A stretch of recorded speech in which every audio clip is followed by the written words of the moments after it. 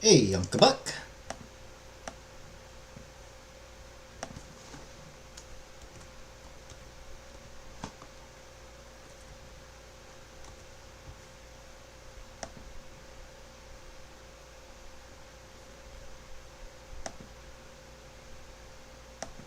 Date everything.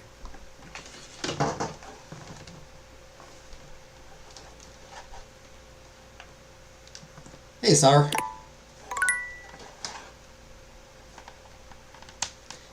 Gentex, Foreign Defense, 1963, create the world's wide symbols for laundry.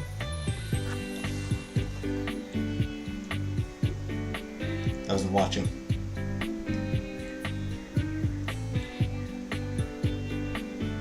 Two watching else having on TV. Created the worldwide symbols for laundry care printed on every garment tag. Guidelines are updated every 5 years.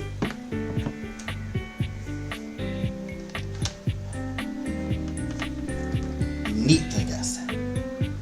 Anyway, I'm up to 8 watching now, Uncle Buck. So, you watching me on 4 TVs and 4 cell phone, 2 tablets, 6 TVs.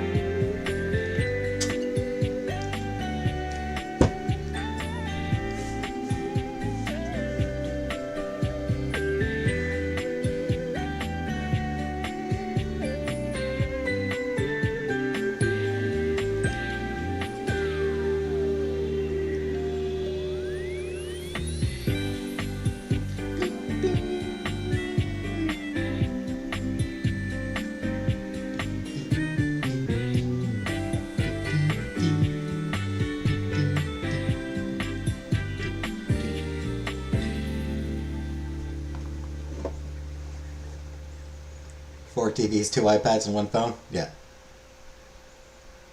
Plus Sarah is watching as well. Alright, time to get into the music player. Term nightmare has no relation to female horses, but rather from the term mare, which meant a female incubus or succubus.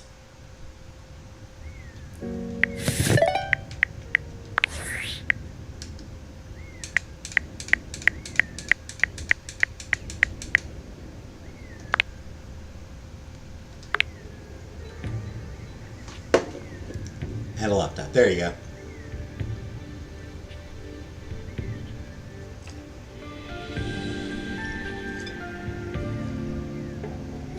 It's easier to watch in the huge screen. So I don't chop my fingers off while starting dinner. Good plan, good plan.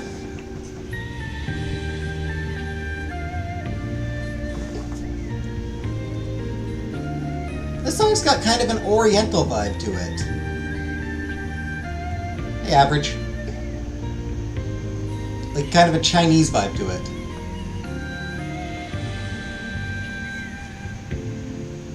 That's for Daisuke, maybe?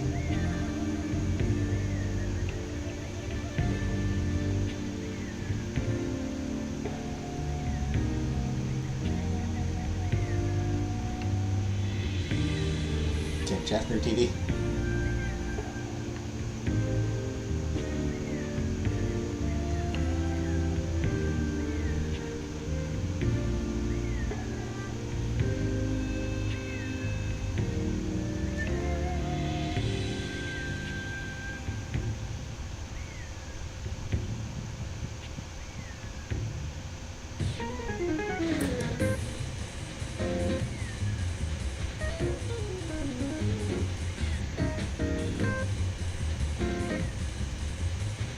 Rats.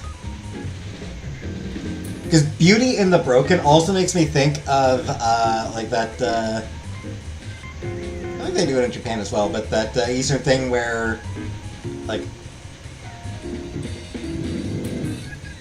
if something that gets broken uh, they'll, welcome to Roof Buck. Yeah, like, as something gets broken, they'll, like, use, like, sort of golden glue, golden paste to glue it back together. I forget what it's called. I forget what that is called.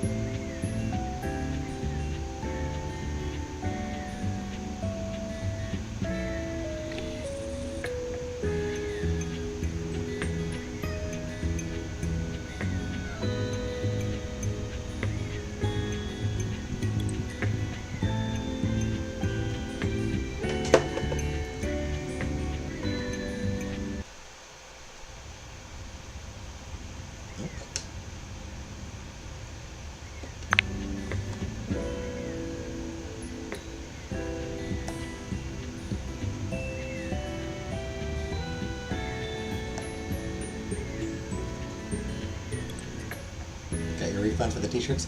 Nice! That took a while. That took a while!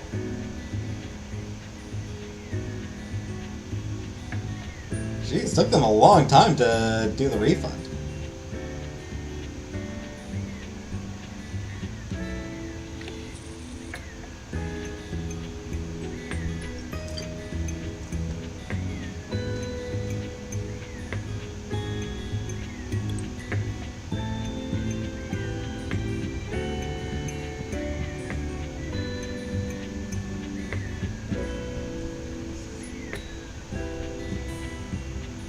You did procrastinate? Ah. Well, okay, never mind then.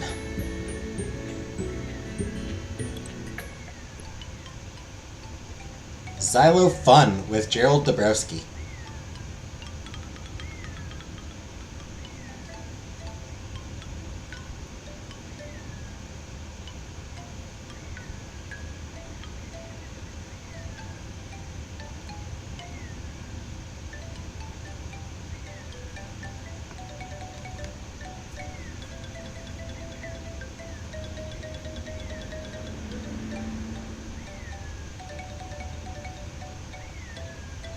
I dig it.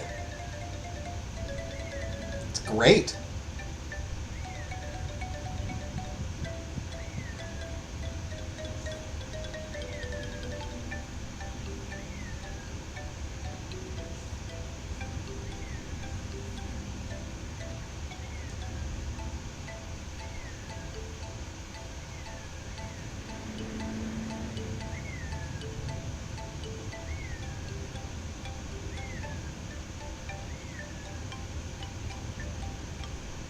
So where is everybody? Where are Vanna and Killface and Jordan, Jenna?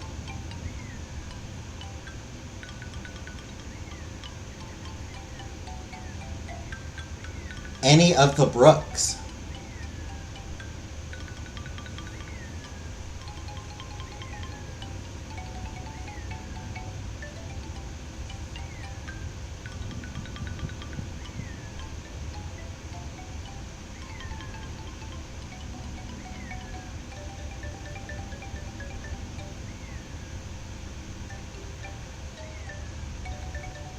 Fruitfly or Buttercup or whatever she is right now.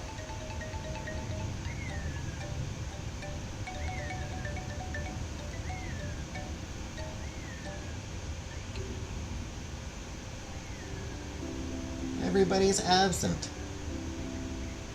The power of the date theaters.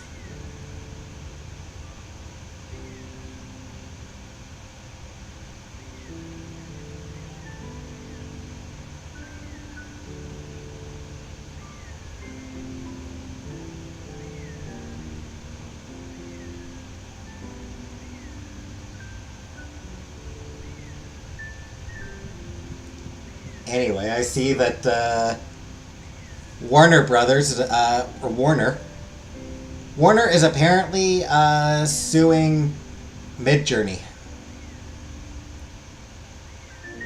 which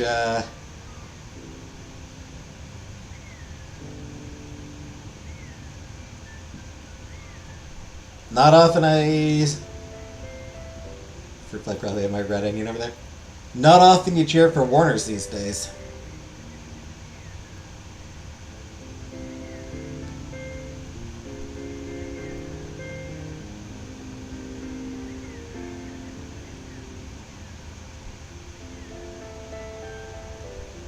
Yeah, the fact that Warner's is the one suing Midjourney right now, that does not look good for Midjourney, frankly.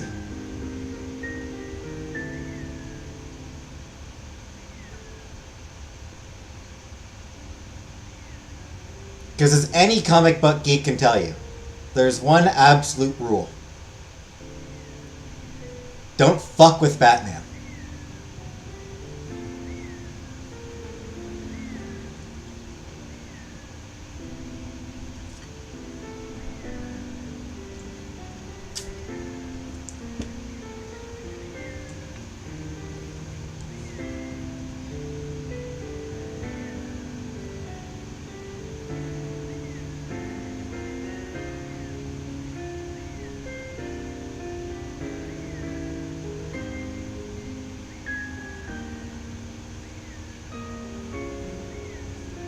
Man, I've only got 3 people actually in my chat right now.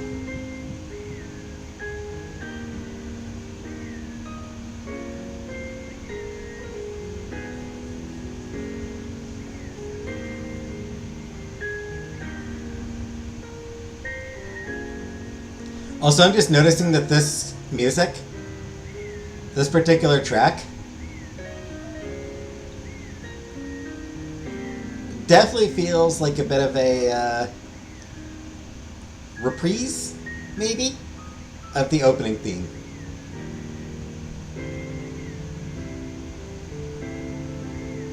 Reprise. 165. Permanent prestidigitation.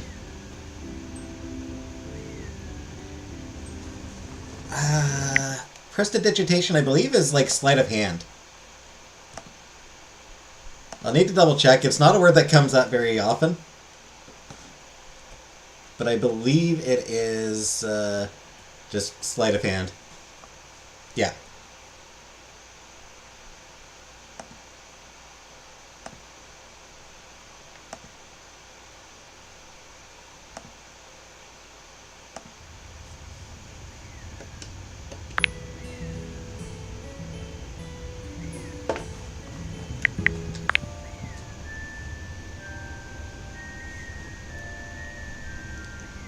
It's a word that comes up in regards to magic tricks.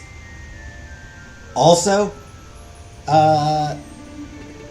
tabletop role-playing games.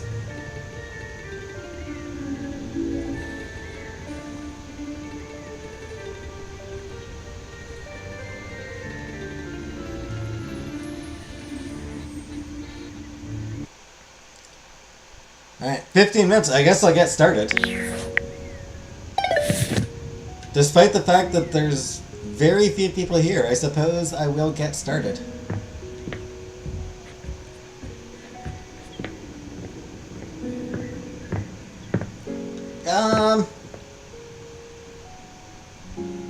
They could just say sleight of hand. But prestidigitation sounds so much cooler.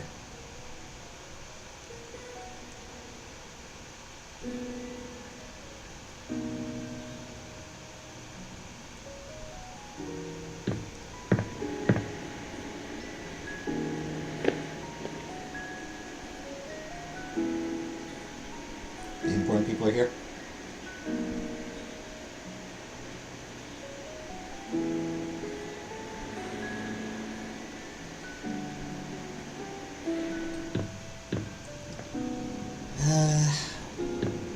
What room do I feel like doing?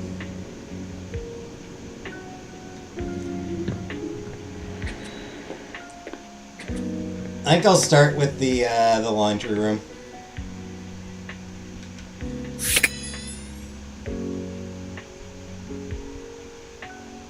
So yeah, start with the laundry room.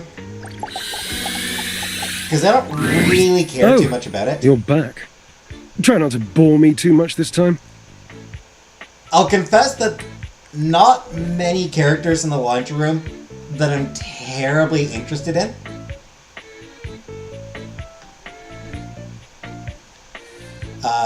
So get some of them out of the way while I wait to see if more people come in. And then I can move on to characters I do care, or rooms with characters I do care about. I challenge you to leave me speechless.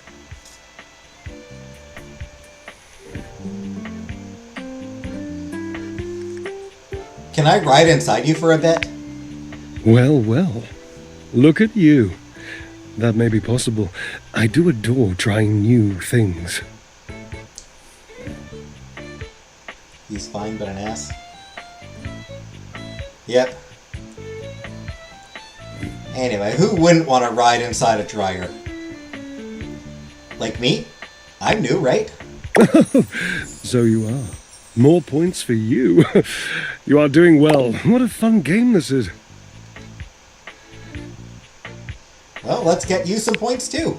My. Look at you. Collecting all the points and the gold stars and the defending of the personal freedoms. I love it. Hey, Tawny. Hey, Tony like Tawny. I'm kidding. That's me. Defender of personal freedoms. I also like gold stars. Who doesn't love a good gold star? You know what? You know what the worst part about adulthood is? A lot of things. But one of the middlingly bad things about adulthood. No gold stars. Hey, Vanna. You don't get gold stars as an adult. You know what else I love? Flowers. Big bouquets of them. Birds of paradise are my favourites. They're impossible to get here. By here, you mean in the laundry room? Yes, it's something about the humidity, which I think is ridiculous, because paradise by definition is tropical. Or maybe it's something about the fact that it's inside, which again is asinine, because I've met so many birds and the majority of them were thrilled with their cages, which were, without exception, inside. You know what? Drysdale is growing on me. I'm not gonna lie, Drysdale is growing on me. He's got a weird side to him that I appreciate.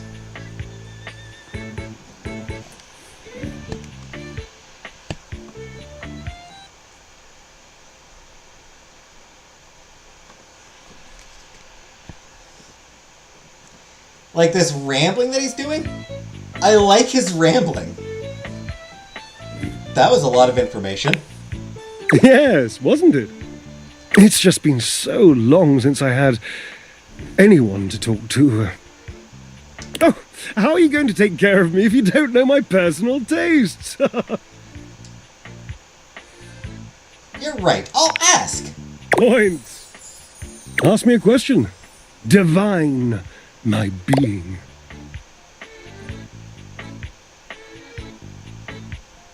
What is your favorite color?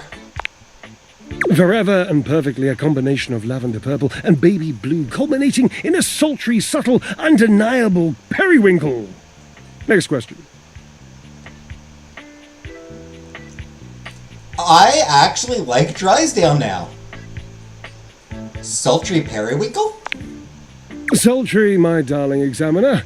I am seduced by beauty.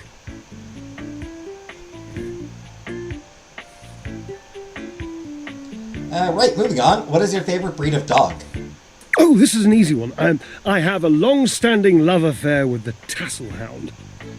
And if you don't know what a tassel hound is, which wouldn't surprise me given that you're, well, human, you must go and chat with Matteo.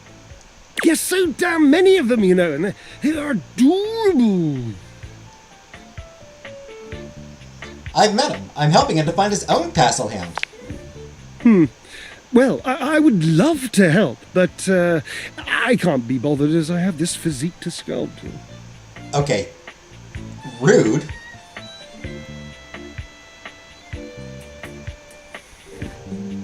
Can you tell me more about Washford? He was my partner in love for a brief, very brief 25-year period. Next question. Brief 25-year period. I love that. Very brief 25-year period.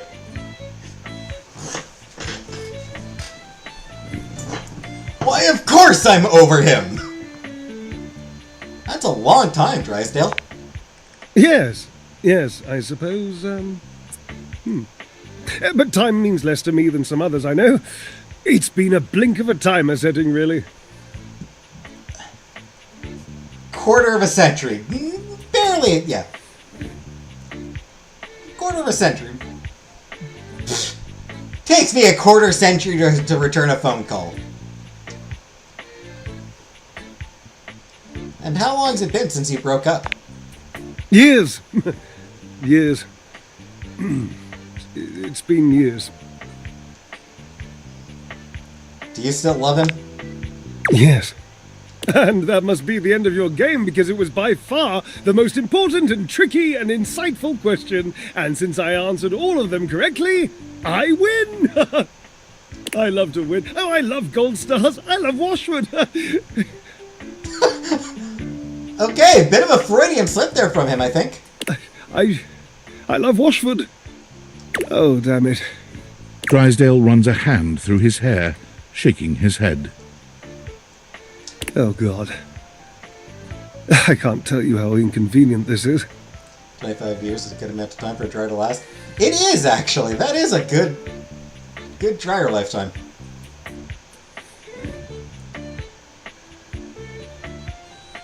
What's inconvenient? You're in love. You don't understand. To have a love like I've had, so deep, so...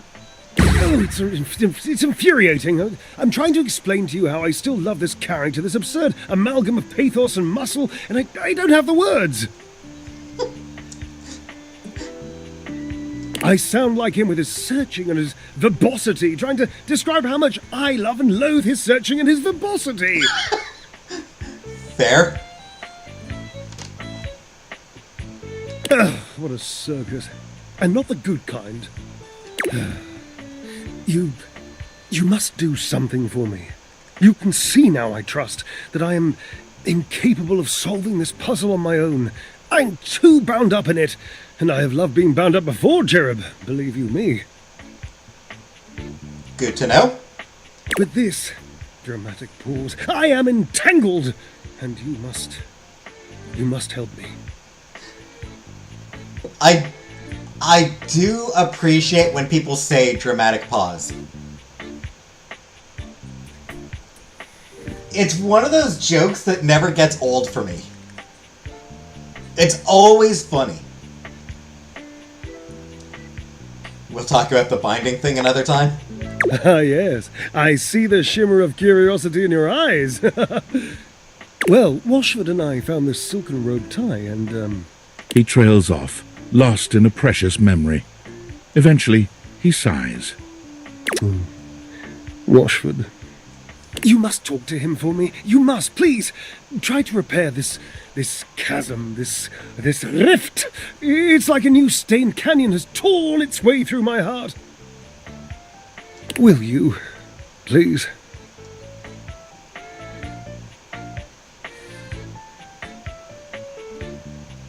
I could try. I can't make any promises, though. Understood. I've always considered promises to be rather passé anyway. Sort of just like berry hats. Just, don't. Really. Long Pause is my Native American name. Also, what's wrong with beret hats? They're fancy. Beret, you need the right outfit and the right look to pull it off. Like, you need the right overall look to pull it off. They're not easy to pull off. I will consider that. I will concede that. but no, sometimes a nice beret. Oh, it looks great. Thank you.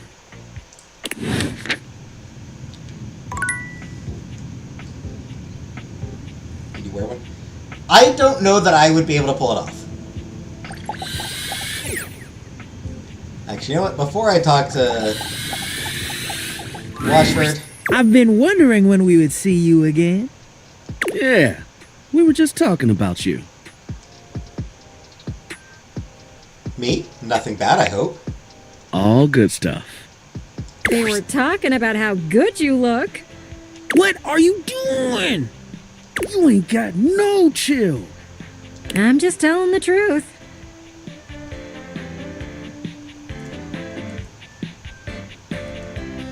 Gwendolyn's all about clarity. But you could be a little more coy about it. Oh, hey, look who's here. Weren't you two just talking about them? Yes, Gwendolyn. They think you are just the cutest thing ever. You should have heard what Kurt said about you. Okay, that's enough. Oh, look at them both. They look so embarrassed. I haven't seen Rod like this since he tried to hit on me. Think you good with the striped shirt, plain beret? Okay, I think we're all good. Oh, wow, so flustered. Oh, this is pretty funny if you ask me. Baguette in one hand or something equally French? Yeah, it's very much a French look. I like Gwendolyn just embarrassing Kurt and Rod. It's not funny. Yeah, what Kurt said.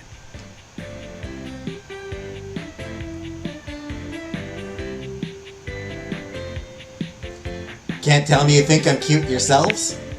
I mean, we could. But, you know, we were just talking about it between us. We didn't know Gwendolyn was listening. Not that it would change the way we feel about you. Not that we feel any way about you. Not really. Not that we couldn't feel some way about you. There's always the option. And only if you agree. Totally. Only if that happens. Yep. Black pants, not blue. So... Smooth, guys. Real smooth. Just perfect job, guys.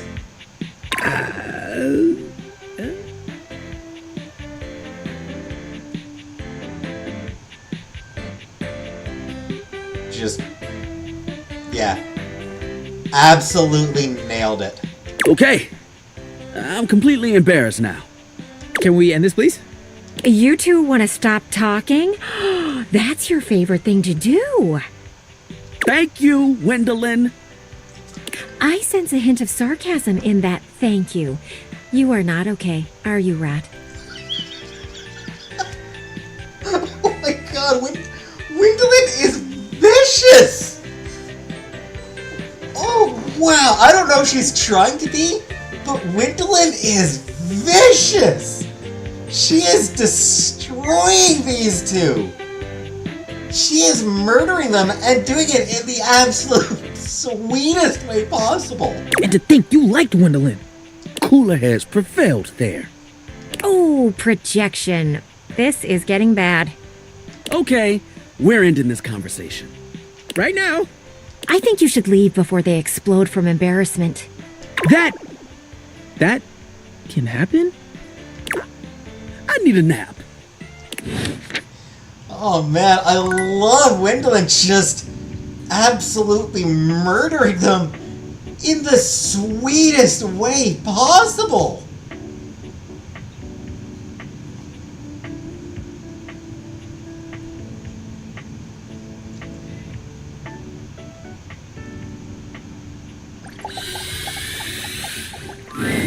The steaminess of your home appears to have increased suddenly. It must be because Lucinda Lavish stands before you now. Hey, babe. Steam me up, lover.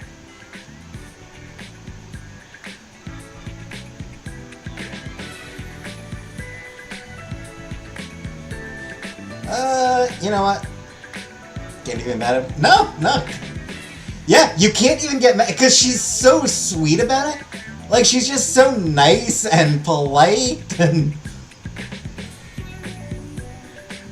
she's got that, like, Midwestern accent going on.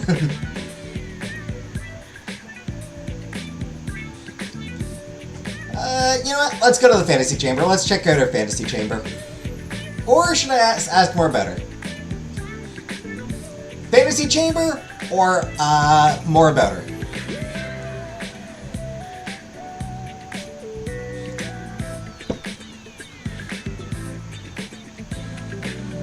What are we thinking? Should we go to her fantasy chamber or should we ask more about her?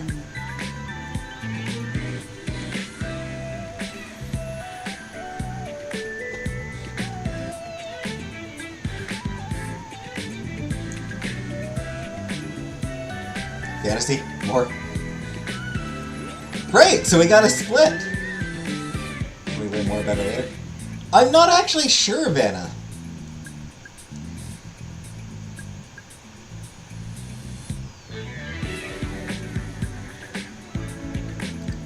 So we got one vote each. Is there anybody else in chat who can do tiebreaker? Sar, are you still here?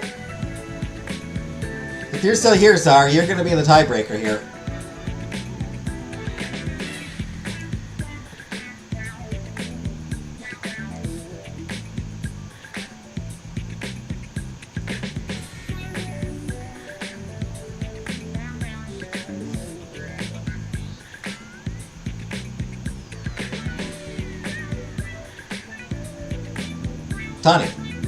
Tani says fantasy, so I guess we're doing fantasy chamber.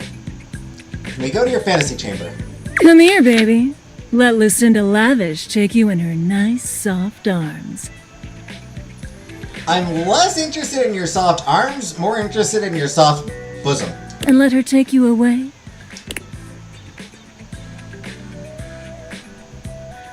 To meet Lucinda Lush.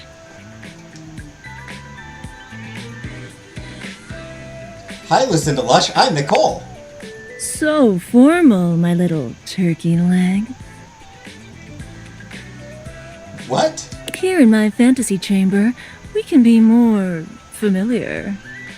I really have to say, I've wanted you here for a long, long time. Well, I don't know how long I'll be here. I love everything about you, baby. Every single thing you say to me just sends chills up my spine.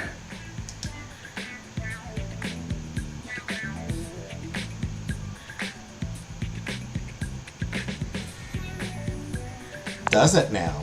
Oh, you know just what to say to drive me wild. I do love her pants. Her pants are so weird. I wanted to bring you here to tell you that you're doing a great job. Aww. You've found all my secret dialogue so far and uncovered every single one of my most in-depth and unrevealed features. Why do I feel like that's not true? Don't tell anyone. Why do I feel like that's not true? I won't. It'll be our secret. Oh, you know just what to say. Oh my god, that's why it's a fantasy chamber. That's the fantasy. Oh my god. Oh my god, that's brilliant. That is brilliant. The fantasy is that, like, that she's attracted to me, that I'm doing everything right. She's hippie? She is. Fuck, that's incredible. And next time I'm able to see you, I'll have something really secret and special for you. And only for you. Are you excited to find out what it is? Hell yeah. That's it. Keep up that intrigue, baby.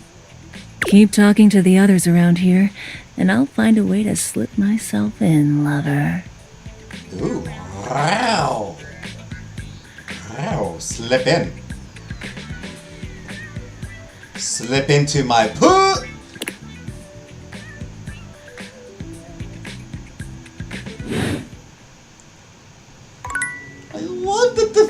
is that, like, everything I say drives me... Because when she was talking about, like, ooh, I love everything about you, it's like, she sounds weirdly insincere. Like, I was thinking, like, she sounds weirdly insincere here. She sounds like she's reading a script. Which, like, you know, obviously video game, you know, she is reading a script. But it sounded like, as a character, it sounded like she was reading a script.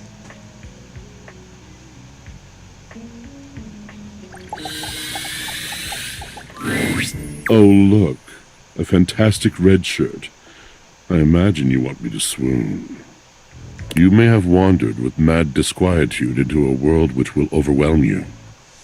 I must confess, there is a part of me which longs to see you drowned in it. Hey. Drowned in the darkness and the sorrow, if only so that I will be understood in the eyes of one who is drowned like me.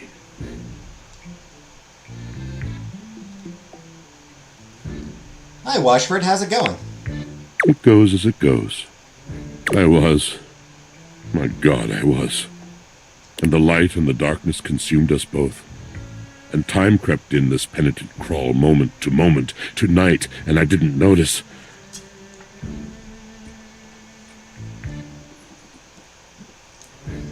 Think Lucinda taught me something?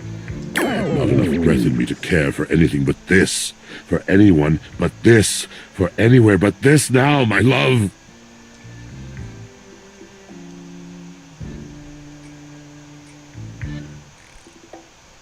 My love? You are on your own journey right now, man. Come with me. Come before me, with a look so piteous as if we had been loosed out of hell to revel in horrors. I don't want connection, I want perfection. Phrase line. Yeah. I love that her fantasy chamber is just... It's just empty praise. Ooh, you're so sexy. Ooh, everything you say is perfect. Ooh, you found all my secrets so far. Ooh.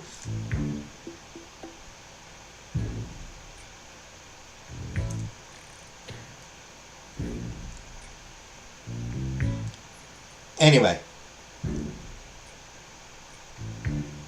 Washford does have a way with words. I do appreciate his way with words. You know only a heap of broken images. A casual forgetting of even the shallow breath you're shackled to. You are a poor marionetted hanged man, dripping from his cobweb strings. Come with me. Come into that deep water. I will give you lustful abandon under a salted rage of stars.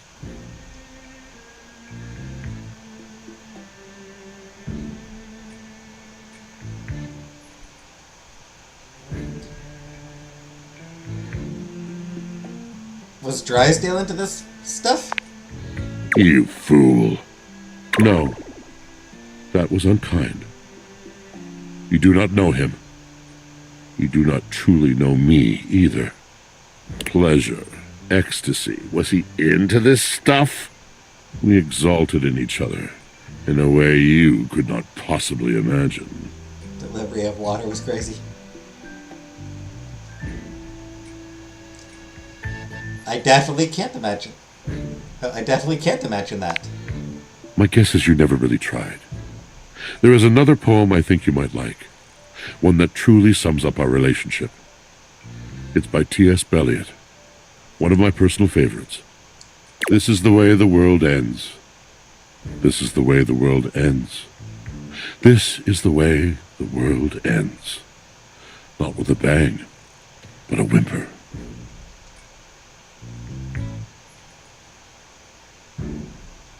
I think you've misunderstood me. I can see how passionate you are about what you believe.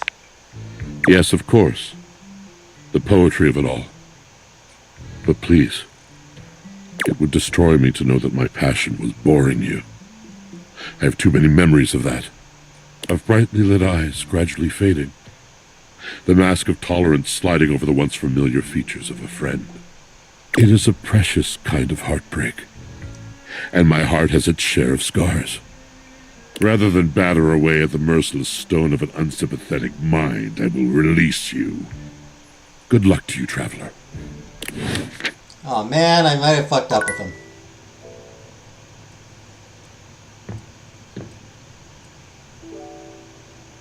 You are perfection to me, amore. Now and forever. What? Oh. Right. Capriccio. I was like, what the fuck?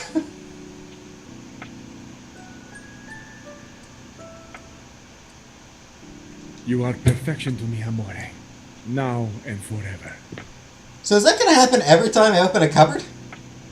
Bye, Hottie McHot clothes.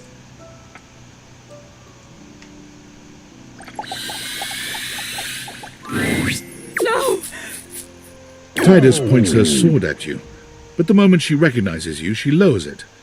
Her shoulders sag, and her face falls. You're not sure if your mere presence has ever so thoroughly disappointed anyone before. You.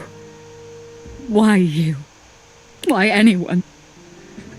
Why would a being with a beating heart chance upon this cursed place? Or any place that would play host to the lukewarm slickness of my humiliation must bellow and pollute like a mouth of sulphurous hell. Yeah, I don't do laundry as much as I should. For you to have come here now, you can only be an agent of the hellish fiend. Hi, Killface.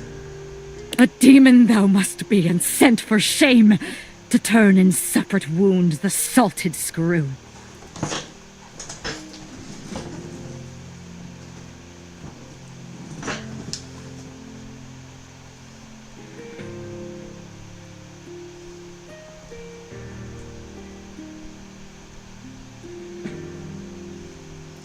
General, slow down. I am not your enemy. Just what an enemy would say. A cowardly one, to lie to the face of a defeated foe. I mean, yes, okay, true. If you are truly not mine enemy, why have you come? Surely a better entertainment is available to you than my pitiful writhing. Why watchest thou this silent parade?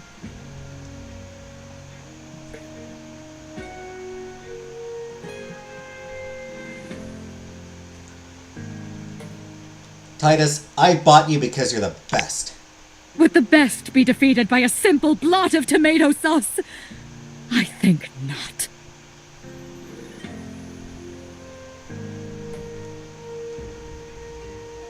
Maybe I should have pre-treated. That's not on you. Do you mean you speak as though we are a team?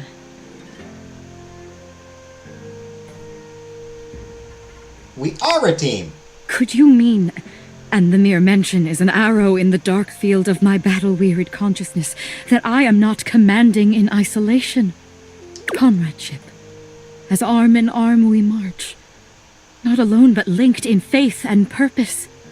Lights the hollow of an emptied heart. The way to victory clean and undiminished. Of course. I am the general, but you, the purchaser. The arbiter of deployment and even of the field of engagement. I do like her sort of Shakespearean way of speaking. Commandant, it would be folly. It has been folly to call you less so. From my attrition may you grant me pause. A bending fresh to action's ta'en and haste is needed. I cannot speak more now. If my commandant thou art, I beg thy patience as I recompose. It shall be my honor to receive thy counsel and thy society when I have reformed. GTA 6. I will not.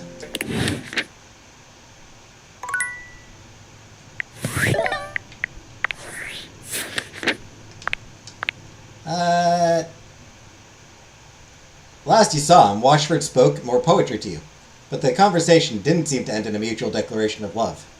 Yeah, I seemed to piss him off. Wasn't my intention. As it turns out, Drysdale is deeply in love with Washford. You might just be able to help bridge the gap between them. Drysdale points.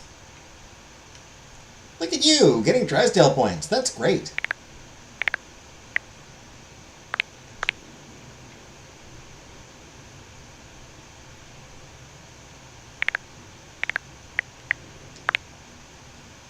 In your last meeting with Titus, you seem to be building a bond with her that she understands. The bond of rigid command structure, that is. She hopes you will return and give her thy counsel and thy society.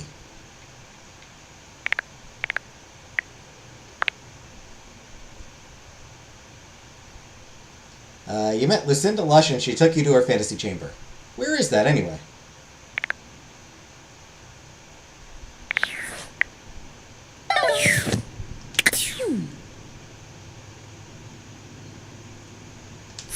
So I spoke with them. But it didn't update, weirdly. Oh, there it is. You hung out with Kurt and Rod and Gwendolyn in the laundry room. You showed them how you throw shade. Come see them somewhere else. There's a window.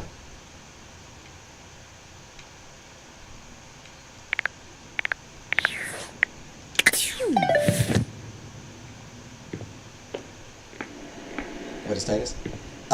No, she is... I mean, she's laundry detergent. Like Tide. Basically, she's a parody of Tide. Like Tide does Tide. She's laundry detergent. Laundry detergent pods, specifically.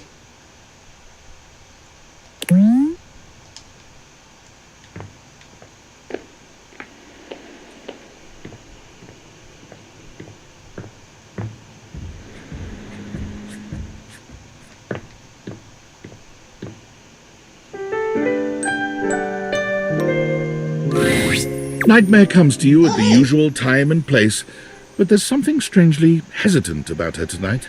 Hey, babe. Good to see ya.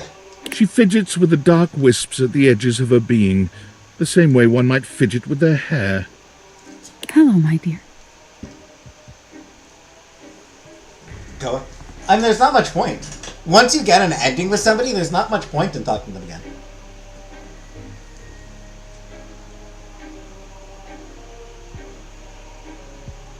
You okay? I'm fine. I'm fine. The other night, were you afraid? You know, I did my best, but I got the feeling you weren't all that scared.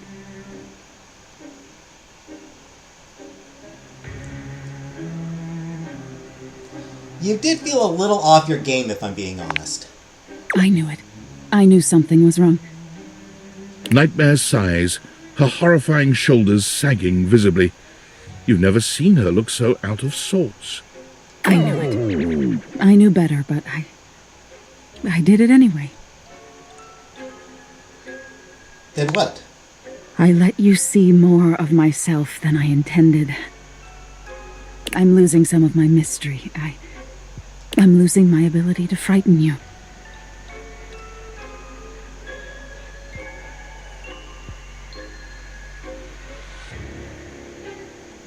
I guess that's why you look different to me now. Different? Nightmare turns to look at the wall to your left, which is now just one massive mirror. When she sees her own reflection, she screams. So you see people as a means to an end? Well, no, I'm just saying, like, you get... When did this happen? Oh, no. No. Are you okay? No! Nightmare is pulling at the shadows that make up her body, like one might pull at clothing. I just thought, if I could teach you about fear, you'd learn about the darkest reaches of your mind and stop fighting your nightmares. If I can't even scare you, what good am I?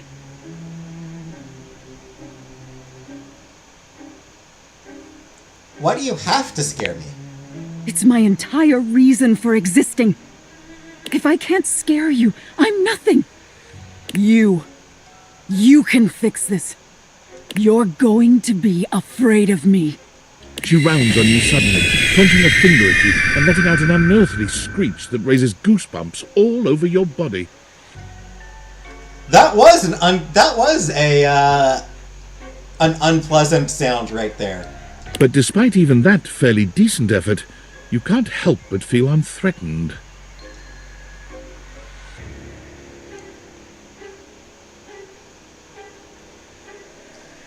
Yeah, let's do a high-pitched scream.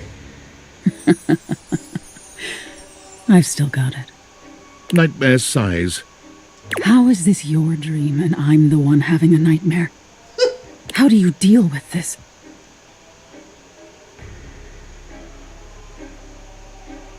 You need to just embrace whatever this is going to be. This? What do you mean by this? Whatever this relationship between us is going to be. Relationship? No, no, no, no, no. You know what? Same. I react the same way whenever it's time for a relationship talk. Wake up! Wake up! You wake up suddenly, sweaty and alone. Your heart races, but you're not afraid. What is this feeling?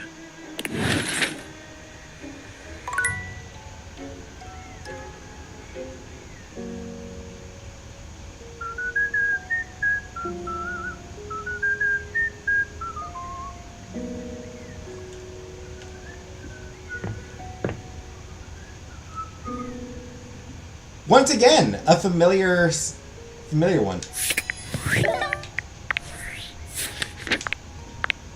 Last time you met, Nightmare appeared to be desperate to keep scaring you. However, she is clearly unable to exert her usual power over you anymore. In fact, it seems as if she is the one now having a nightmare. Poor girl. Hi, Rebecca.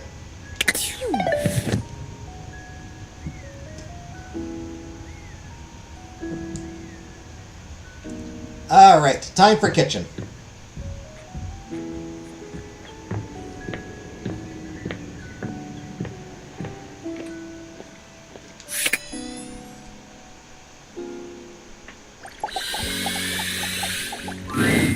The most expensive character in the game blocks your path. Wow, It's Lucinda Lavish, beaming. that was quick. I'm all yours.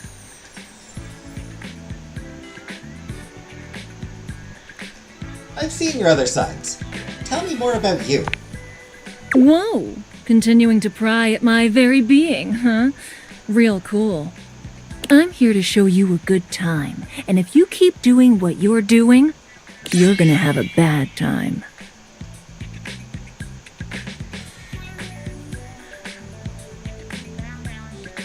I'm sorry, I'm just curious. Well, curiosity killed the you-know-what, so back off. I guess you've noticed, but I don't exist in the house at all. I barely exist in this fucking game. I can tell I was added at the last second. Aww. It's her fault for being playing quiet, just humanized her, made her seem friend-shaped. Right? Nightmare is friend-shaped now. Or maybe more than friend-shaped. I'm just a hodgepodge of bullshit.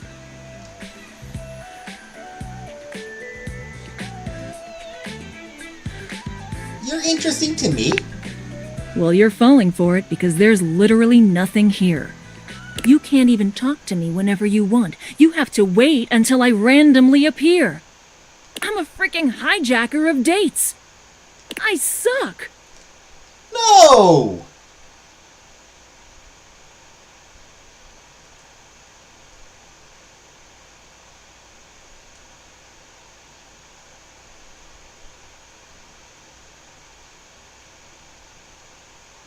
I want to see if sometimes we suck is the way to go.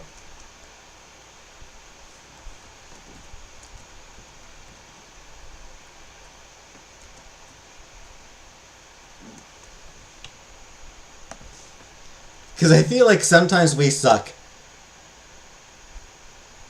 I don't know.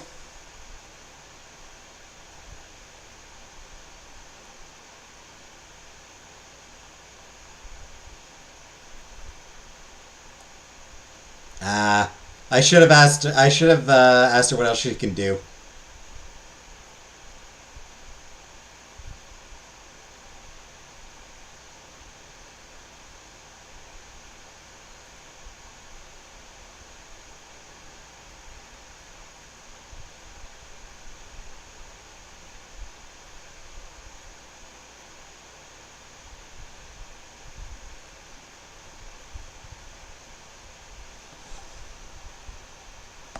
Yeah, it doesn't really say.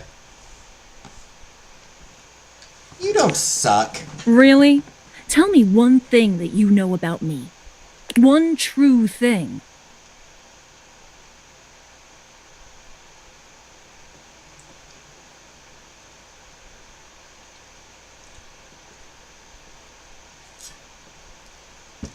You are multifaceted. Am I really multifaceted? If the other me's are just lies? Or am I a hall of mirrors? Please, don't pick these options anymore. The ones where we talk. It's just easier on me, okay?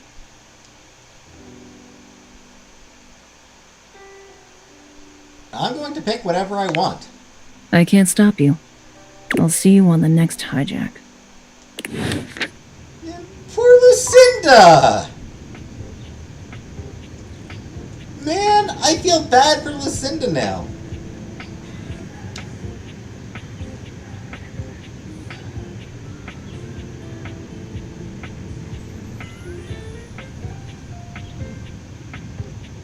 Alright, let's talk to the,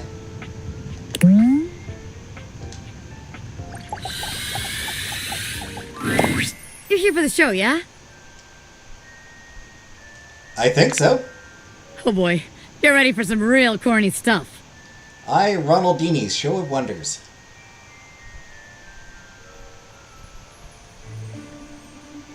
Hey, if working with Ronaldini wasn't really your jam, why are you here? Well, he's kind of a dinosaur, but he's got his charm. And you gotta promise me not to tell him this, but he's got this amazing collection of coins. And not like fancy ones or old ones or whatever. Real coins. Just plain old high-quality cashola. And I may or may not liberate several of them on fairly regular occasions.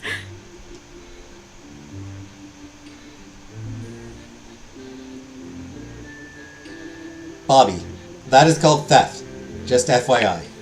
Well, yeah. I may be mostly retired from scamming, but I ain't dead. Fair. Ah, okay, you're here. Good. Ha! Ha! I must confess to being more than a little nervous. Watched Love is Blind UK last night, so Babes is so real right now.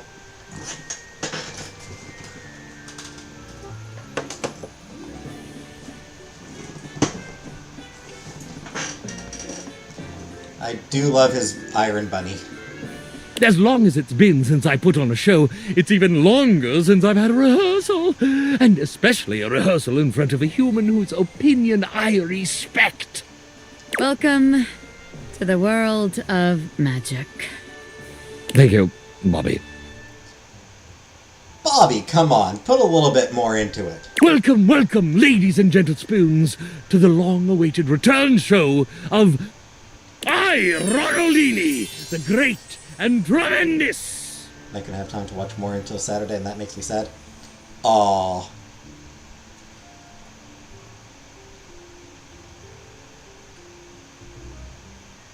You ever see clips of that UK dating show where they're naked? Just a whole bunch of naked people? Whoa, not terrible anymore? No, I was never terrible, really. It was all a cover. Yeah, and a good cover, too. You thought he was garbage, didn't you? I get it now. Please continue. As you all know, I am a master of many magical feats, any of which would wow and astound you. No, but what? I forget what it's called. But naked something. Naked dating, naked... I don't know. Yeah, like there's like this...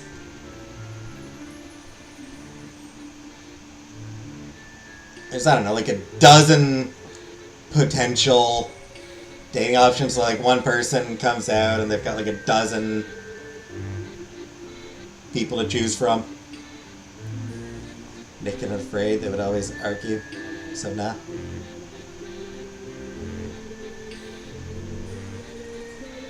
But for this my return show, I shall focus on one area of my brilliance, a skill that has recently and powerfully affected my own existence. That of transfiguration. I came up with that word, you know? He was gonna say magical switcheroo. You know what? Transfiguration is definitely better than magical switcheroo. Ouch. Yep. Shush, Bobby! Now, prepare. Prepare to be amazed. Any plus size naked people? I mean, I think so. I mean, it's a variety of people. They are different sizes, yeah?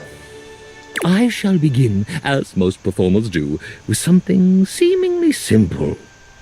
In the blink of an eye, I will transport myself from one side of this room to the other. Bobby, is the switcheroo, magical, switcheroo magic ready? Yes, sir. Oh, Grand Magus.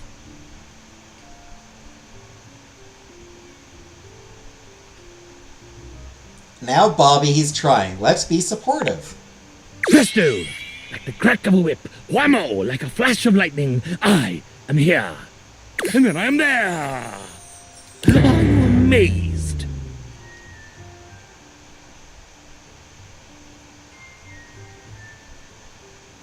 I bet they are different sizes. Oh, hell yes. Wonderful. Excellent. Oh, brother. I knew you would be. Just wait for what comes next. Do something with the bunny with that has a top hat. The bunny has a top hat, and that's amazing. We had a show with a naked community. I can't remember the name. I give you this form.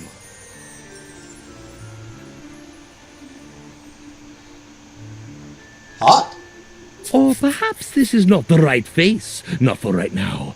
I give you then a darling teddy bear who reads you to sleep and holds your heart in his big, capable paws.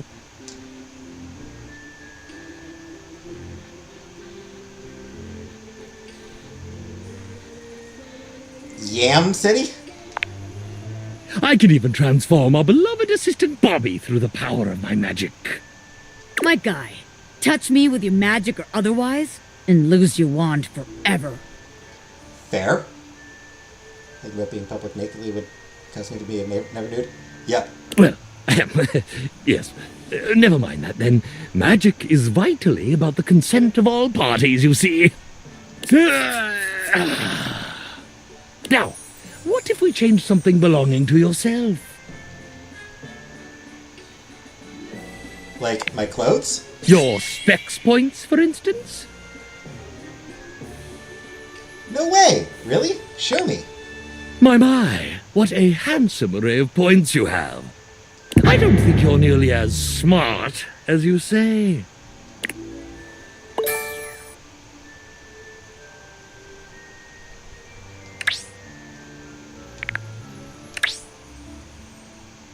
You are the opposite of smart, and you're not smart enough to know what that is. Yes, you like that, don't you? I imagine I'm looking fairly charming right now, aren't I? I'll just take some.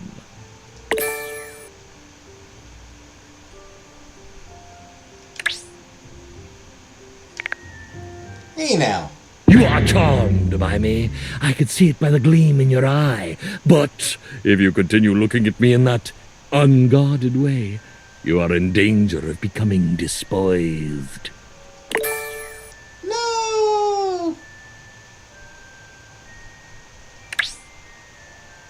You're so clumsy you drop things other people are holding.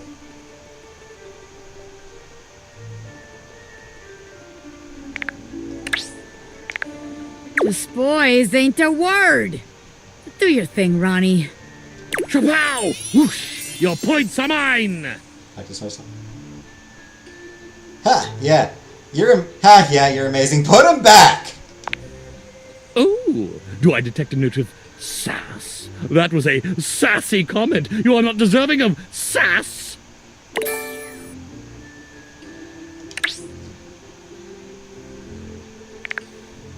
But not to worry.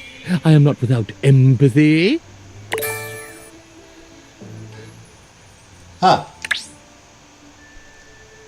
You're living proof that heart is actually an awesome superpower. Tell me now, are you amazed?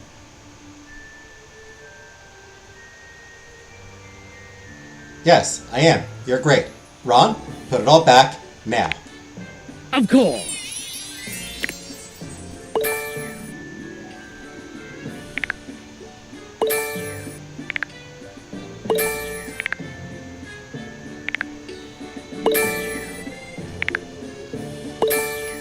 There. Everything as it was before. Oh my goodness. What is this? What is this? Surely this is not an object of mine. It must be. Could it be? Yes! My powers of transfiguration have enabled me to conjure from the air to transfigure pure nothingness into a solid object, and not even an object of my own, but an object belonging to another being entirely. Pretty cool. Has any feat before equaled this? Will any feat that comes after rival this? I would say to you, no, none, and not ever. You're doing great, Maestro. I have transfigured my position in the world. I have transfigured your treasured points. I have even transfigured the air around us to form solid, undeniable objects. But I wonder, could I, against all natural law, transfigure your very thoughts? Feel my influence. We shall calm it down. We shall calm it down to a single point. Under my gaze, under my magical power, you shall think a single thought. So I think there might have been a bug there. I'm pretty sure that blank box was supposed to be this statue, and that when Ronaldini moved back, the statue was supposed to disappear. A thought that I shall give you, an act of pure mentalism. Oh, I hope it's a nice thought. Keep hoping. I give you the thought of pickles.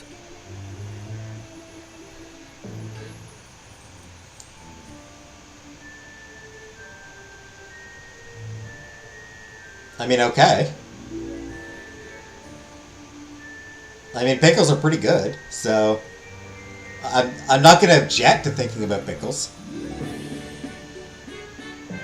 You can't make me think of that. Yes, yes, pickles, dill ones, bread and butter ones, long spears, lovely round coins, spicy ones, sweet ones, pickle relish. Your mind is full of pickles. Now, take your mind back. It is yours. You may think whatever you wish, anything at all. I'm kind of still thinking of pickles, actually. What, my darling audience, would you like to say to me? What is the foremost thought in your mind, your own mind?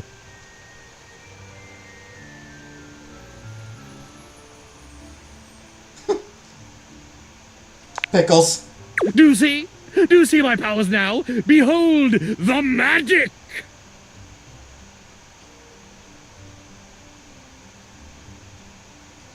Okay, pretty cool. I really want the pickle now, though. And there you have it. My show. My first original show in so very long. And you were here, and we did it. Why are the dogs there? That we did.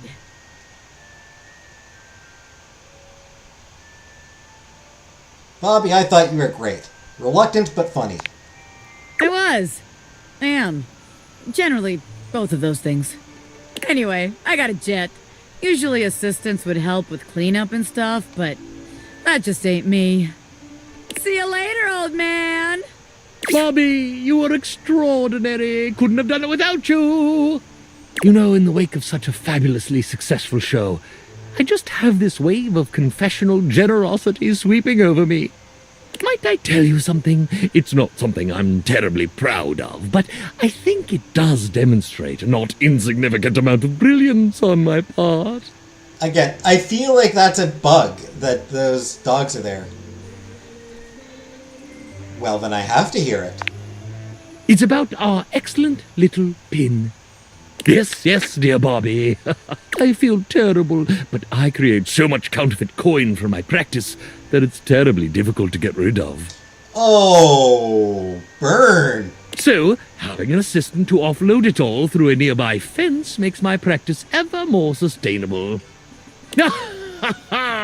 It does feel better having that off my chest.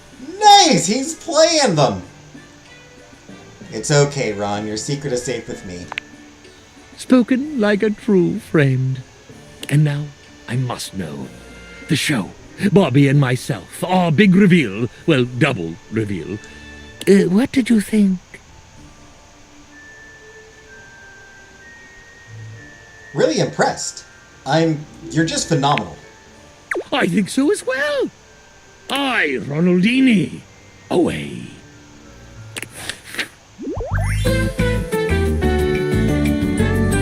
A friend who helped reveal my true self. Yay!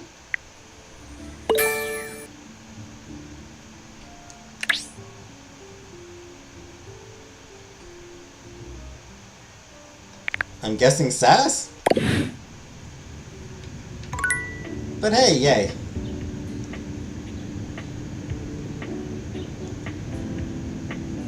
Oh, good night, Gillface.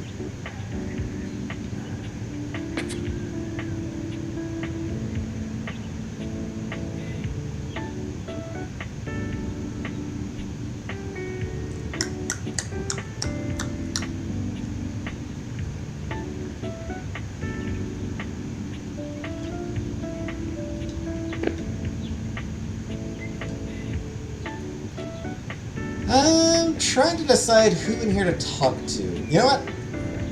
Let's try to finish off Luke. Ranger? Let's try to finish this loser off.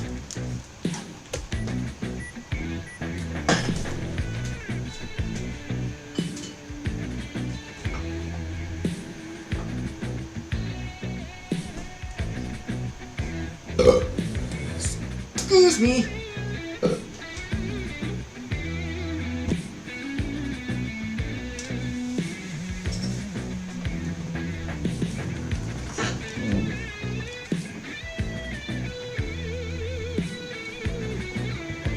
What are you doing here?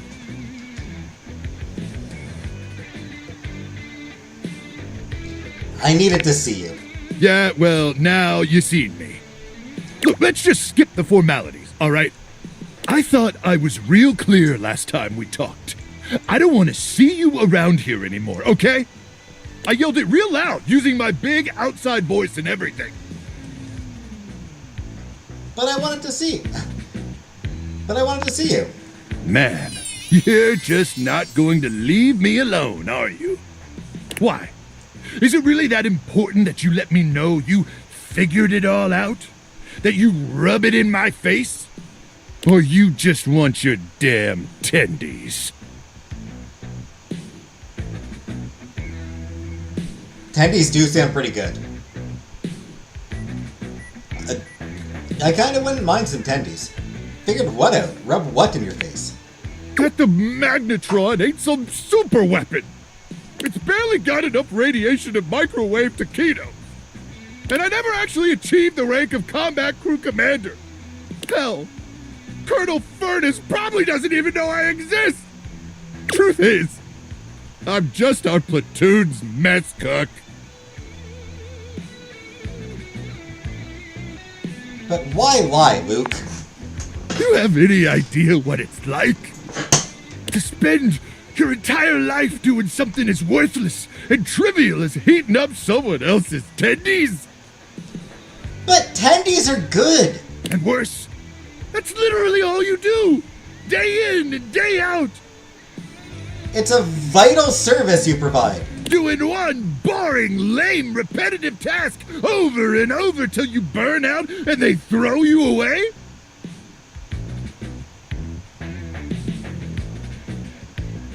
Yeah, it's called a job. Do you know what that's like? Actually, I kind of do. Yeah? Then you understand. It's a joke. A pathetic joke. I was made for more than that, Ranger. So much more than that. I was born to climb mountains and slay monsters and power lift monsters. Luke the Nuke. Luke Nukem, yeah. A life of consequence. So when I discovered I had a magnetron inside me, I thought I could be more than a pathetic tendy heater. I could be Luke Nukem, savior of the Barrens. But I should have known that was just a fantasy.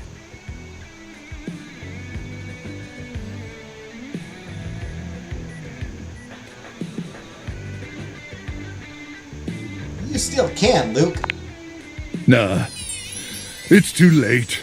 My red microwave didn't last long. It was for pretty but a waste of money. How can you say that?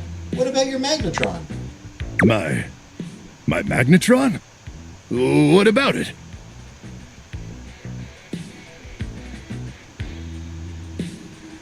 You've got literal radiation coursing through you. How cool is that?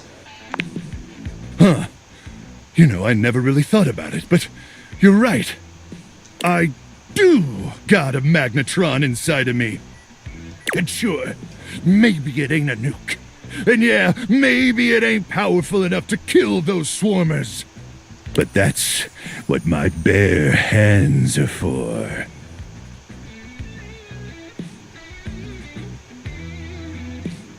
And who knows? Maybe we can still find a nuke. You're right. They sell them at Death Mart. I totally forgot. Man, I am so pumped. Electromagnetic radiation courses through these veins. My very life force is fueled by unbridled radioactive atomic energy. Same. Hell, I'm basically a superhero. Exactly. Thank you, Ranger. Truly. Meeting you has had a profound impact on my existence. And for that, I'll be forever grateful. And even though I never microwaved your tendies, and let's be honest, probably never will, I just want you to know how appreciative I am. That's okay with me, Luke Nukem. And I'm hoping you'll still join me on this mission. After all, you're, my inspiration. I've only got the one sleeping bag, and we'd have to rely on our combined body heat to stay alive during the night. But there is no one I'd rather be pressed up against.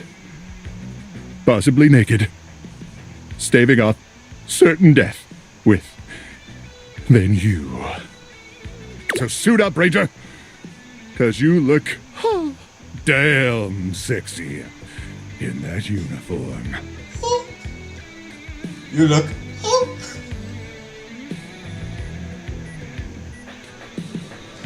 The naked part seemed to come out of nowhere. Yeah, I mean, kinda. But you know what?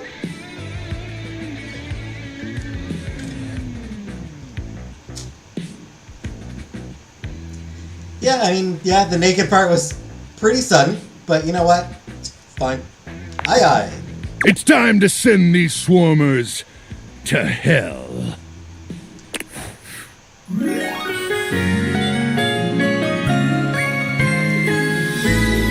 heart melts for you.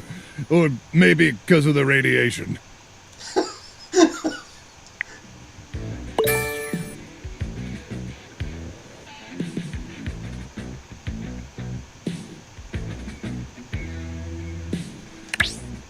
Was it sass that I just got? I have no idea what I just got from him.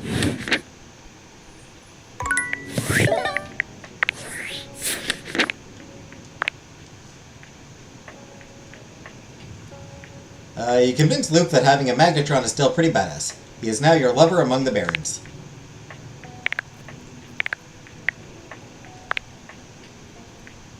You watched Ronaldini's magic show. Whether it was entertaining is up to you.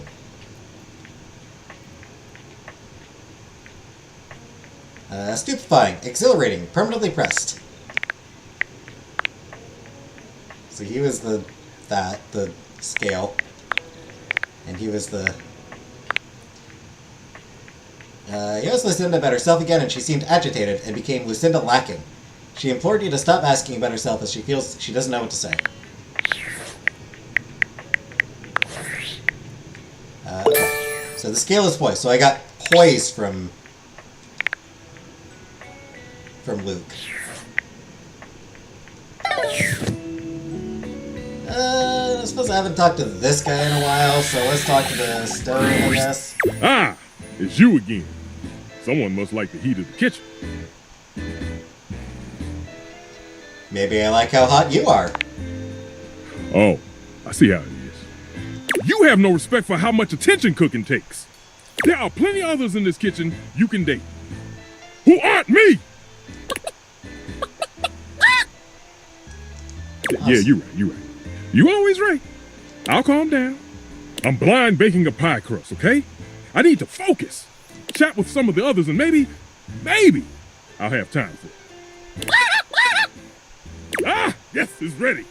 Go on, boil off. I got custard to whip up. Well, that didn't go well.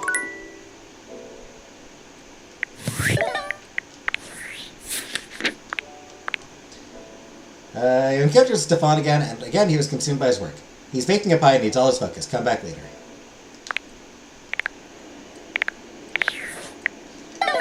Alright, let's piss off the air fryer some more. After your last encounter, you're not entirely surprised to hear the friar's voice before you enter the kitchen. You are, however, surprised by the volume and tone of his voice, as well as the presence of two others. It seems there's a lively discussion going on when you enter. There is no reason to raise your voices. We can speak like civilized devices. Luke, Stefan, kick his ass. I see right through you, Father! Friar, those who cannot handle progress and efficiency are doomed to oblivion and obscurity. It is perfectly natural to react to one's own obsolescence with anger. You do your best to be quiet, but the moment your foot makes contact with the kitchen floor, 3 heads whip around to look at you. You! Yes, you! Come here! Adding another to your ranks will not help your cause. Will you shut your goddamn fry hole for just 1 second? I'm kind of with Luke on this. We're obviously not going to settle this going around in circles like we've been. So, you're just in time. In time for what? I have only tried to educate these two on the sorry state of their souls. Only? You're insulting the culinary arts and our entire existence. It gets me real heated. Before you came, I was educating these two misguided souls as to the state of their spiritual affairs. Yeah, sounds like you were being a dick. It sounds to me like you were being kind of a dick. For a time, Stefan's way was the only way we all knew. Luke brought innovation in the form of eliminating oil, it's true, but his heat is unevenly applied, and if not wielded carefully, can dry out and destroy most anything. Okay, that's true. I ain't about to let you speak for me! Or me! If you insist on spewing your lies, only do it quickly so we might return to the subject of salvation. Deep breath, Luke. In and out. Trust me.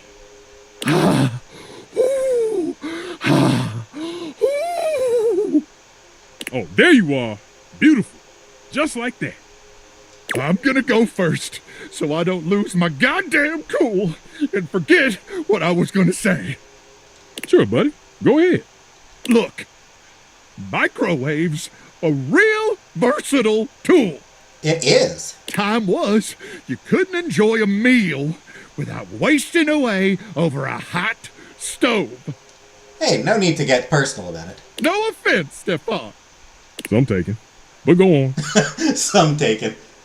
I revolutionized things. Housewives in the 70s could feed their families without so much hullabaloo. It did make things a lot quicker. I can handle anything. You want it? You got it! Baking a potato? I got it! Boiling water? Oh, I got that too! Nuking some dino nuggets or pizza rolls? I'm your microwave! I do. Too bad there wasn't a rice cooker. Yeah. Yeah, I would marry the rice cooker.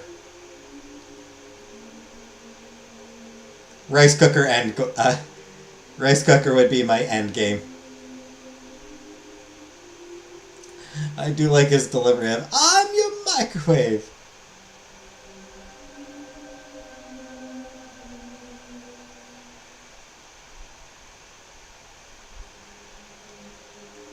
I gotta admit, you've saved my bacon many times over the years when I was tired. Yeah. You see? That's what the hell I'm talking about. Hit a few buttons, beep, beep, beep, and you're done. None of these highfalutin recipes or tricky techniques. Yep. Disgusting. You must want better for yourself from here on. Nah. Speak for your goddamn self, Friar. No, I'm trashy. Look, I think we all know microwaves have their uses. Even I can admit that. Even if I would never use one. Of course, you're a good cook. But there will never be a replacement for the stove. Ever! True. Since the dawn of time, since man first learned to put flame to meat, there has always been a need for stoves. And there always will be. I mean, getting a little far back there, stoves were probably only invented in the 20th century, I would think, with the rise of electricity, but... No matter what fancy gimmicks they come up with, there will never be a replacement for the good old-fashioned heat of a stove. For the versatility of pans and utensils one can use with the stove. He's right. He is right. The stoves are just good. Okay, so it takes a modicum of effort for the user. So you'll have to do dishes after. Is that all food has become to you? A series of inconvenience to be avoided? Oh, now who's getting heated? So, it takes a little effort. It's always worth it. Always. Not always. Sometimes you do just want something quick and easy, so you toss it in the microwave, and that's what the microwave is for. Sometimes actually, like, cooking the meal is like, oh man, that's way too much effort. I'm just gonna throw this shit in the microwave. Boom, done.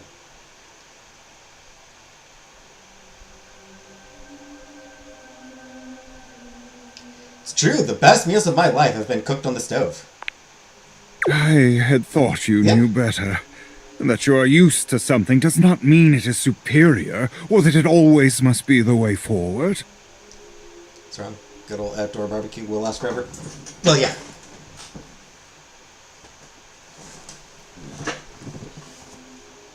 Right, I mean...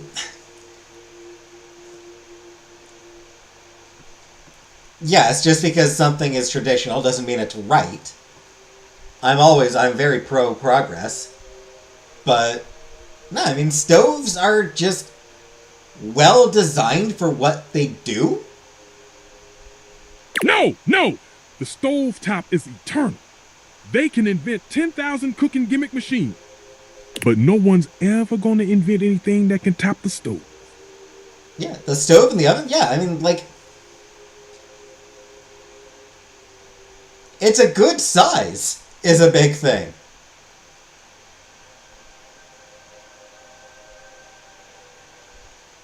And like, you know, like it's got, you know, you got the 4 elements on top, and then you got the oven. Yeah, you got the multiple elements of the stove, and you got the oven, and like it's so you can cook multiple things all at once. Whereas with an air fryer, because of the way it's designed, you can only really put one thing at a time in the air fryer. Enough. Against my better judgment, I have allowed you both time enough to propagate your lies and blasphemies. Now, it is my time to speak. Here we go. Just give him a minute, Luke. He'll trip himself up. There have been many culinary innovations over the history of mankind. Innovations that allowed man to take great steps forward and truly progress. The refrigerator, the food processor. But the microwave failed to solve the problem of fat needed to make food crispy and evenly heated. Fair. The stove might be what mankind has known for years, but it requires both fat and needless effort to transform food. Does it require fat? But the power of convection eliminates the need for all these things. There are very small stoves like Chantel's and very big air fryers like mine.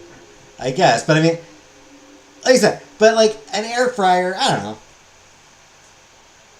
And unlike a convection oven, an air fryer distributes air over a much smaller area, cooking food much faster. But is that always desired? Those dinosaur nuggets Mr. Nukem professes to make so well, I can make them better.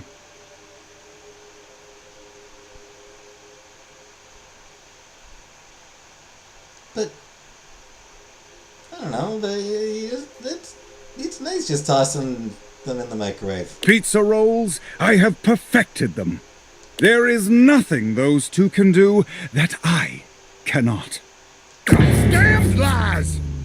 Do you seriously believe this? This bullshit?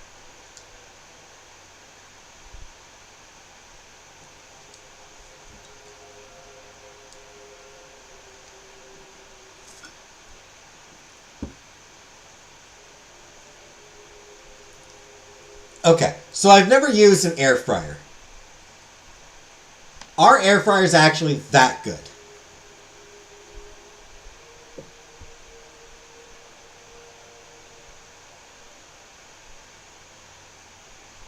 Is an air fryer actually better than a oven and stove? Than a stove. Is an air fryer actually better than a stove?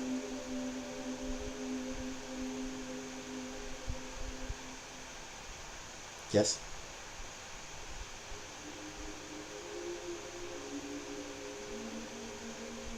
But like, if I wanted to just make like a spaghetti sauce.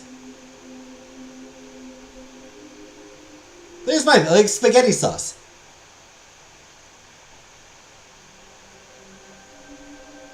Can you do a spaghetti sauce on in an air fryer? Not better, but just as good.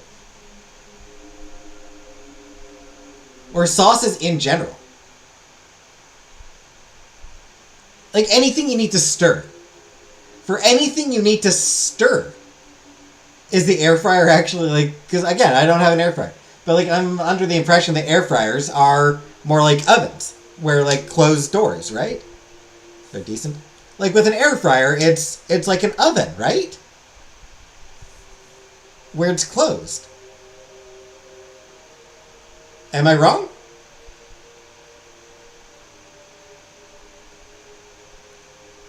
If you're making something that needs to be stirred, you have to use a stove, don't you? If it's a crispy thing, maybe.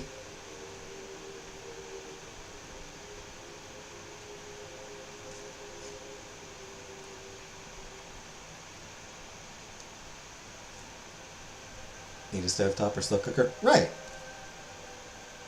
And I mean, shit, like even with a microwave for a bit, pull it out.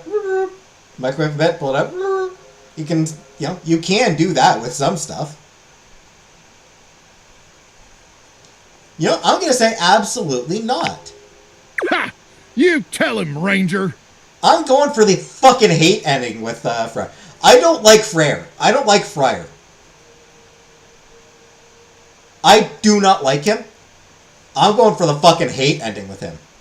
Glad to see you still got some sense. The truth can be a difficult thing to accept, particularly when faced with temptation and blasphemy from all sides.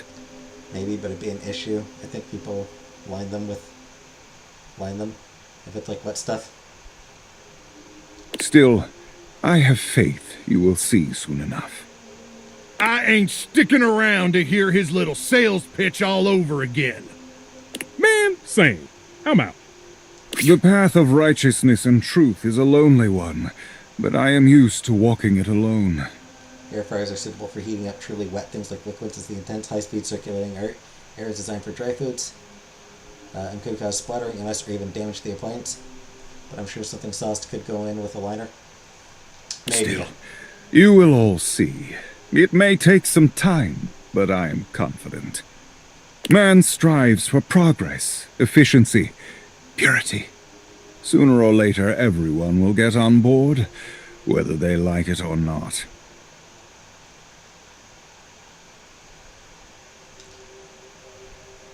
You seem awfully confident. If you understood the beauty of convection the way I do, its grace, its purity, you too would be confident. But I do not need anyone to take my side. What's right is right, even if I walk my path alone for now. Those two disrupted my ministry. If you'll excuse me, I must catch up on some things. You will return, yes? I do live here, so yeah. See you later, then. The friar busies himself muttering a prayer under his breath, turning away from you and paging through what appears to be a manual of some kind.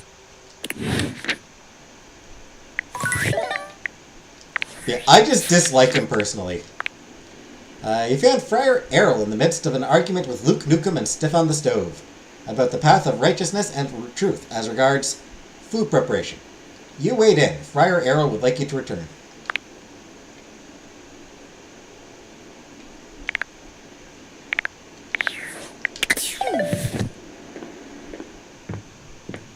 You can go fuck yourself, Friar.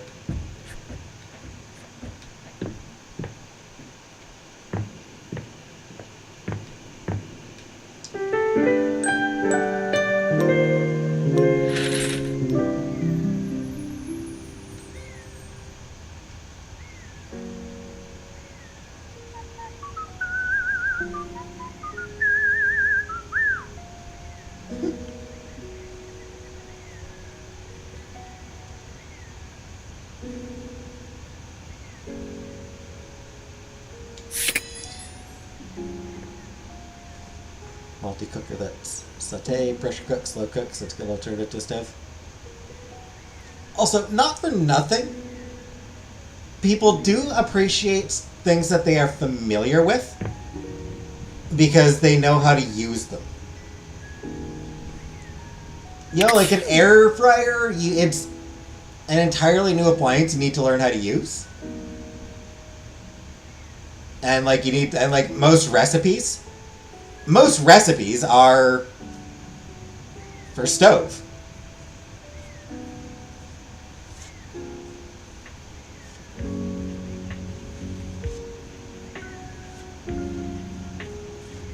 And I don't know, stove is just, stoves are easy.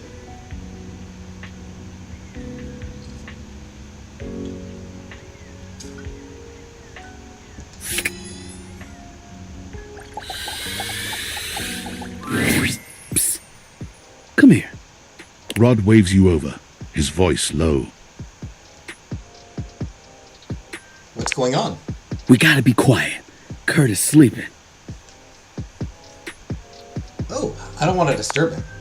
No, wait. He's talking in his sleep. Yeah. You silly. He's been going on like this for an hour. You know that textile looks great on you. Had one for a few years, and my daughter was the only one using it. I just recently started using it. Nothing but lame pickup lines and giggles. It's pretty hilarious if you ask me. Wait, what do you mean you like Rod more? I'm cool. I'm like, really cool. Wait, come back! Wait, don't go! Kurt snaps awake, looking at you and Rod for a few moments as he gets his bearings. I was doing it again, wasn't I? Yup.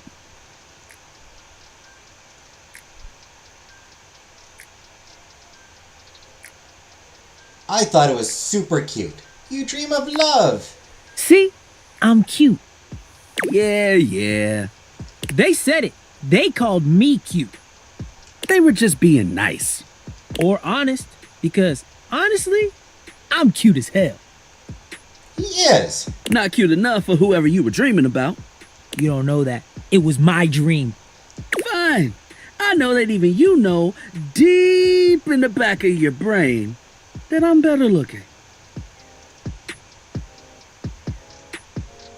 He kinda is. I do think Rod is better looking. My mind was just messing with me. Keep telling yourself that. We all heard the truth. How about this? Let's get you back to bed and let you have another shot. You think they'll come back again? Oh, no, you blew it. Even your mind knows it. Dream a new dream. One where you've got game. Party hard. Let's let Kurt get some shut-eye and hope he's smoother next time. Don't listen to me if I start talking in my sleep. No promises.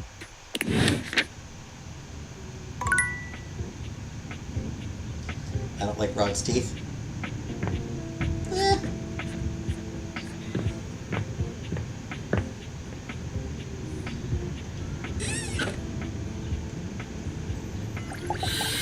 Alright, bathroom time.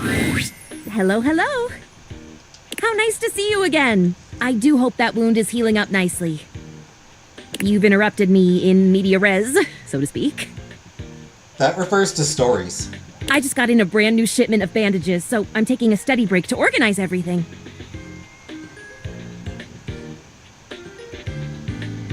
Study break? Yes!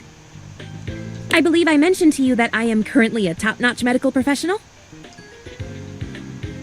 You may have brought it up once or twice, yes? I am studying with great earnestness to become a doctor.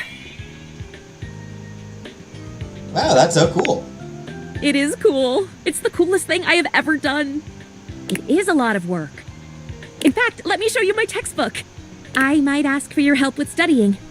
This beautiful and weighted thing is my textbook. I'm not sure if you can tell, but I love it very much. I study every single day, and I have my big test coming up soon. In fact, might I ask you a favor? No, you can't dissect me. Oh, you're so funny. No, it isn't that. Although dissection is a very useful instructional tool. Would you be willing to help me study? Perhaps, despite appearances. I'm a bit nervous. I could really use some support. For sure. I'm a great study buddy. I really appreciate this. So very much. You're helping me realize my greatest dream. Faria hands you a piece of paper with an anatomical drawing of a skeleton on it. Here, take this page from my book. You can get familiar with the answers you'll need to quiz me on. If you need help reading, they will appear in that newfangled data dex Phoenicia has been telling me about. I'm very much looking forward to seeing you again soon. Huh. Oddly, I don't even care if you're injured when you come back. How interesting. What, you only want to see me when I'm injured? Until later, friend. Play Operation with Faria? Oh, I'll play Operation with her. Oh yeah. When do you lather examine something more interesting? Boo!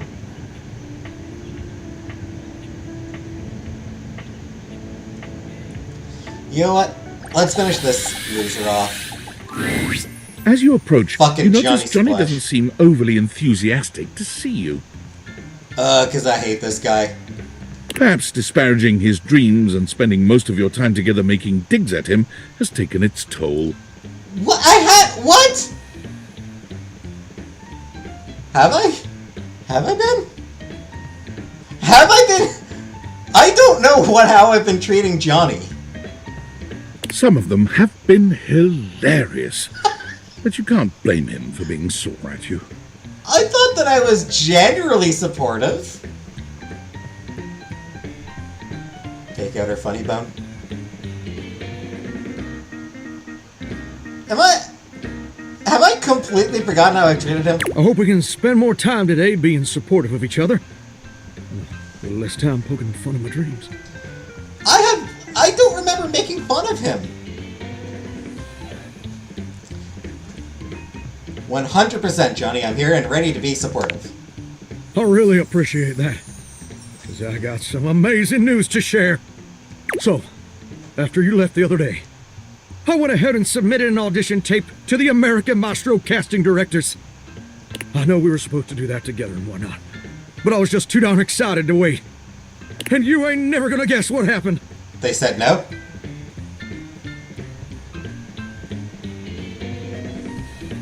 Nothing happened considering it's been less than a day? Even better. They absolutely loved it. In fact, they loved it so dang much that they want me to be on the show. Ain't that as fine as cream gravy?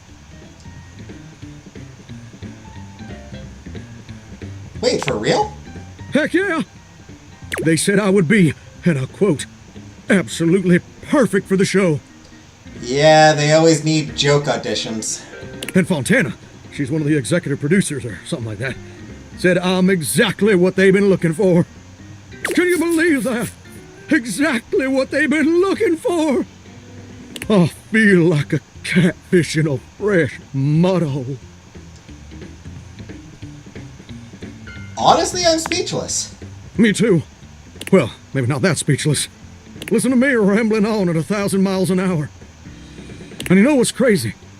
Before you came along, I'd almost given up all hope. I'd resigned myself to a life of watching rust corrode my nozzle and hair clog my dream. Real depressing, dismal stuff. But after all these years of hoping and praying, my dream is finally gonna come true. Johnny Splash! I'm gonna be on American Maestro. But first, I need your help. Anything to help you achieve your dream. Perfect! Now, this first performance is obviously a big old deal. It's the cattle call episode, so I still need to impress the judges enough to ensure I don't get eliminated right off the bat. Yeah, he's gonna be brought on as one of the joke contestants. So, I want to make sure everything about my performance is as clean as a hound's tooth. I was thinking maybe I could sing a few bars for you. You could give me some pointers on how to improve. Personally, I would have hired a professional voice coach, but okay. You're probably just as good as any vocal coach. I promise. So, I was thinking of leading with this tune. It was an old favorite of my mama's and an old favorite of mine. And I hope you'll like it too. It goes a little something like this. So saws a swirling as I scrub away the dirt. Steam rising high as I like to flare. Huh, huh. Droplets dancing on my skin so smooth. In the shower of loving, I can't help but groove. Hoo, hoo. I'm a shower in my feeling good so grand. Singing in the shower with my soap hand. Oh. Oh, baby, you're gonna let me shine. I'm a shower man, you're gonna make me mine. Well, what do you think? It was terrible. That had all the necessary components of human music, Johnny.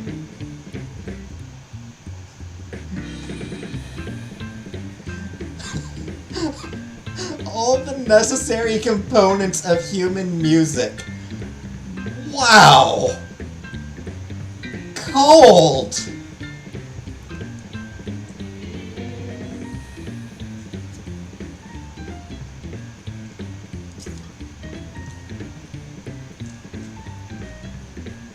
Oof.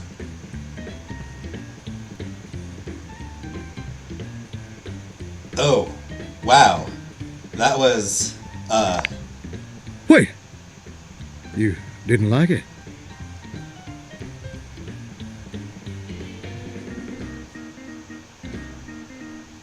we'll get you some auto-tune. No, it was very unique. The constant flat notes were a bold choice.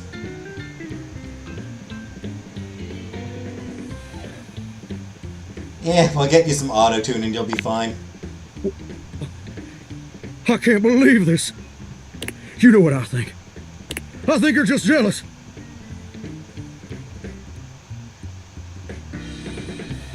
I'm jealous of salamanders because they don't have ears. Fuck! Fucking hell, that's brutal! That's not it. That's not it at all, I promise. I can't believe I didn't see it before. But you made it crystal clear. Now that the world also acknowledges my talents, you're just afraid you're not going to be special to me anymore. And I can understand being insecure. But I can't forgive you trying to clip my wings just when I'm starting to fly. I thought you were different. But now I can see you're no better than Duke, my old hound dog, who also said my notes were flat. But Duke lacks the cognitive ability to appreciate my talent. Okay, but if he can speak... And apparently so do you.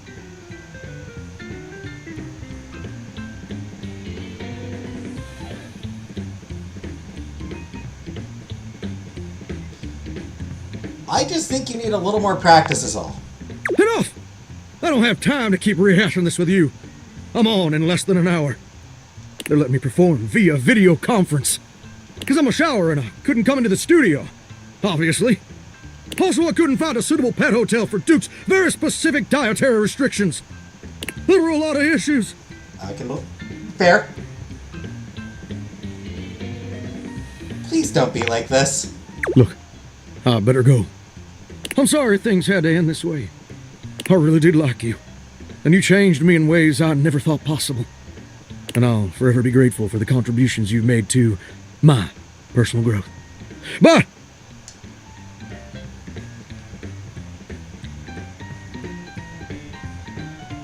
If I watch Duke, will you chill out?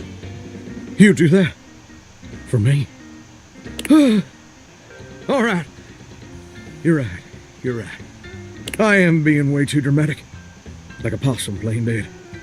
I didn't mean all that, and I'm sorry for overreacting. This just means so much to me, and the pressure to succeed is so dang overwhelming. Maybe we both just need some time apart to calm down and think things through. I think that's a good idea. How about this? I gotta go get ready now, but in a few days my episode is gonna air. Why don't you come back over then? We can share some bourbon, and we'll watch the episode together. Just you and me, and maybe Duke. I promise you won't want to miss it. Indeed I won't. I'd really like that. Oh, that's sweet, sweet music to my ears. Can't wait to see you again, gorgeous. Hunka, hunka, love.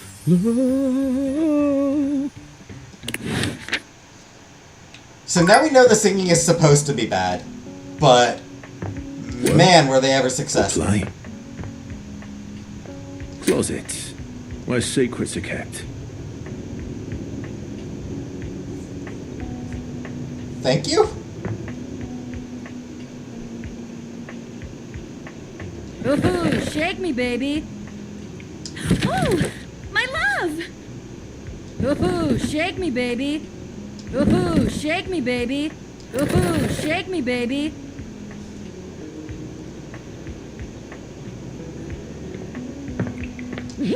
My favorite scene partner! My favorite scene partner! My favorite scene partner! I do believe your love makes me jump for joy. I do believe your love makes me jump for joy. My love! Oh, my love! I love you, for real. Aww. I love you, for real.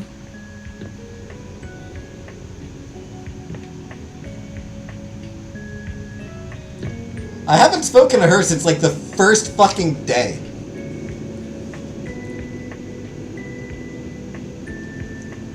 I'm just realizing I haven't spoken to her like the second day, I think. I haven't spoken to her since like the second in-game day. There you are, sweetness. I was just thinking about you.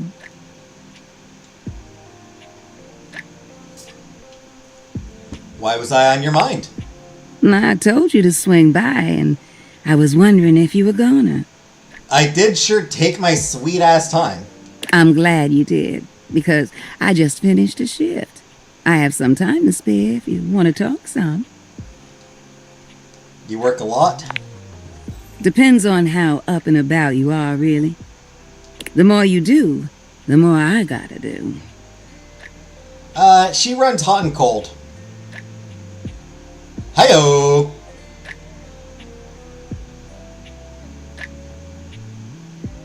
Oh no! I didn't know it was my fault. Ain't nothing nobody's fault. It's the kind of thing I love.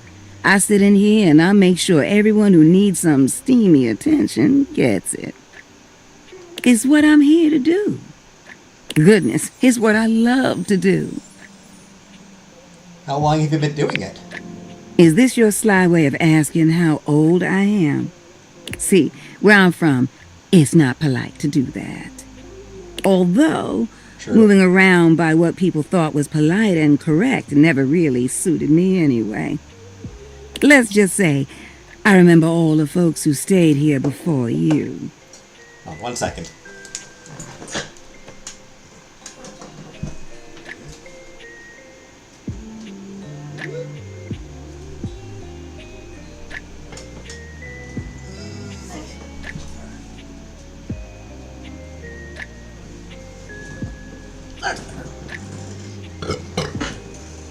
Fan wasn't pointed at me. Well, no, that's a little too far. Other way.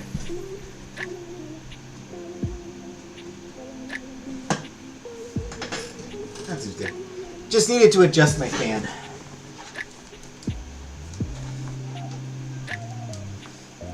Anyway, yes. I do find her attractive. The accent sounds fake.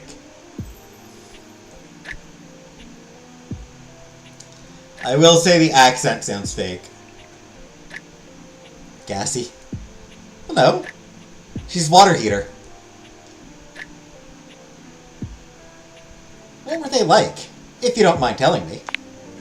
If you don't mind me talking, I don't mind telling.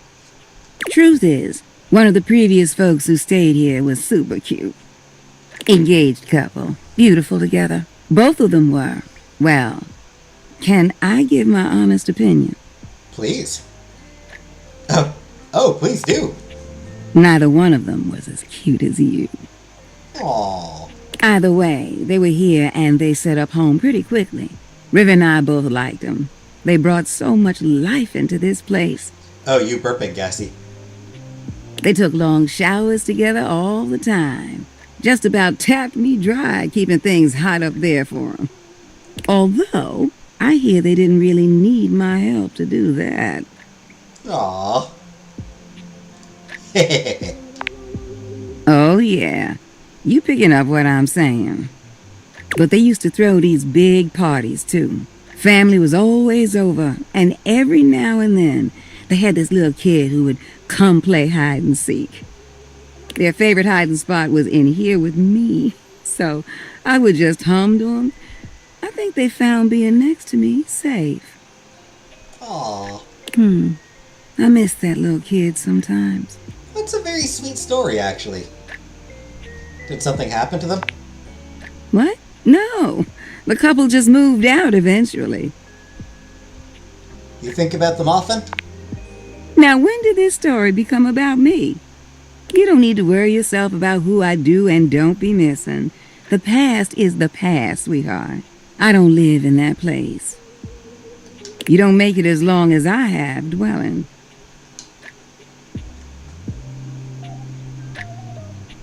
Then why tell the stories?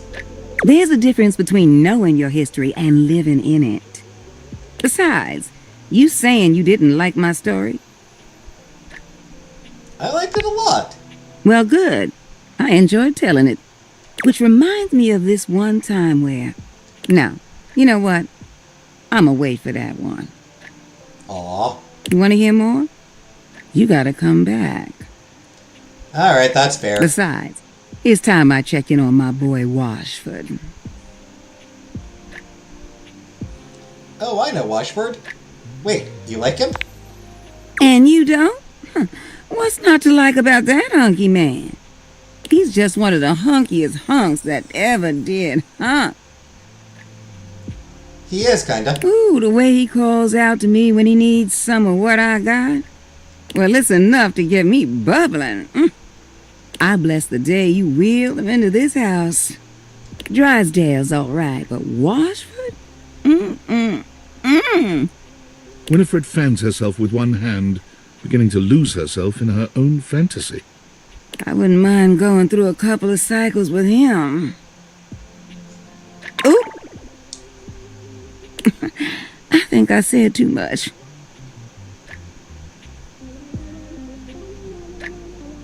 You should know, Washford has a complicated something going on with Drysdale. What? They got a thing going on? What kind of thing? Like, do you know the definition of this thing? I mean, I am talking about Drysdale, but they're just stage partners, right? Winifred lets out a sigh, shaking her head. She's getting the vapors. Yep. Look at me, just as lost in thought as I want to be. Don't mind me, darling. Sorry for thinking out loud. Well, I think we better wrap this up for now. I got a social call to make. Thank you for listening to me spout about nonsense. But listen, I got more stories for you if you ever want to hear them. I love sharing them with you. I'll see you around, sweetheart.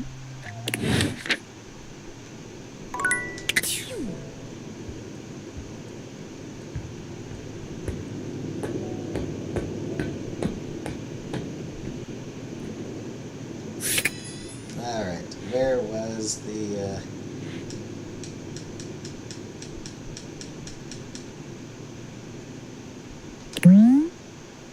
A ladder is like if stairs were asleep, and a trapdoor is like if a regular door fell over. Not that we should be ascribing agency to objects, that'd be weird.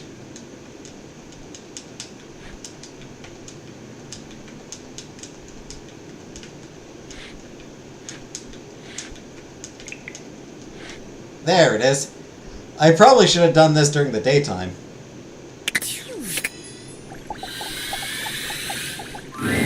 Come on, where's the good stuff? I needs the cheese.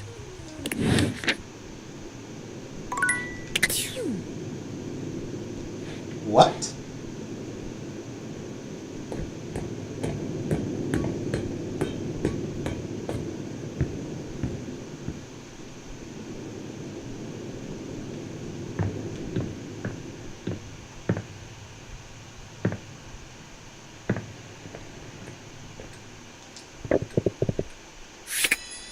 Hey, my favorite scene partner!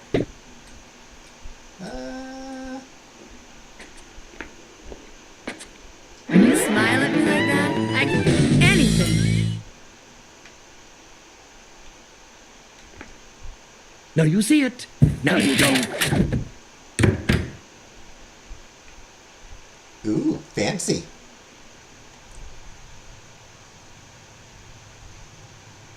I'm just... Holy crap!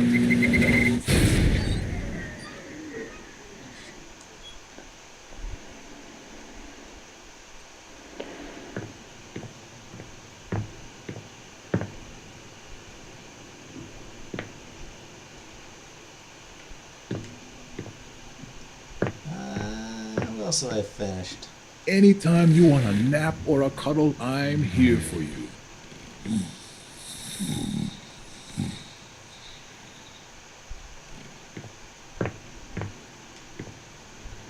The cars never stop driving.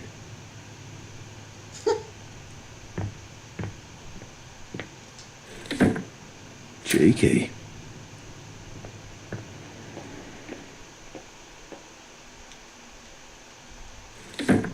I love you.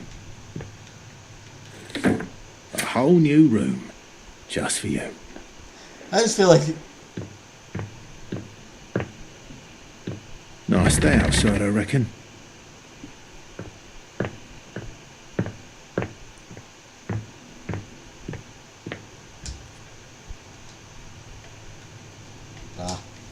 Apparently, if they hate you, you can't have a conversation with them. Let's unlock new adventures together. Oh, hello, little wretch. Come to unlock some more fantasies. Oh, hello, little wretch. Come to unlock some more fantasies. Oh, hello, little wretch. Come to unlock some more fantasies.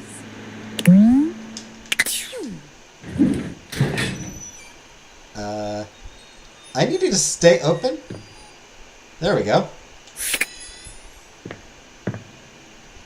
Oh my god, we just touched.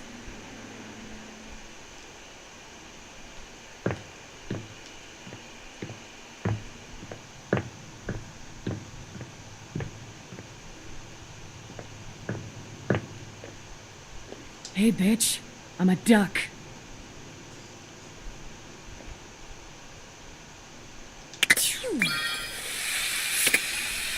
No matter what state I'm in, you'll always see the real me.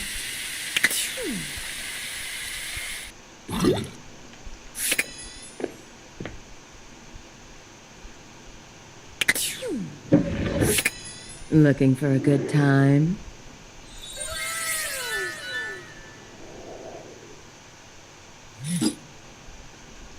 Well, that was interesting. Let your light shine through! Overworld love line. Kinky.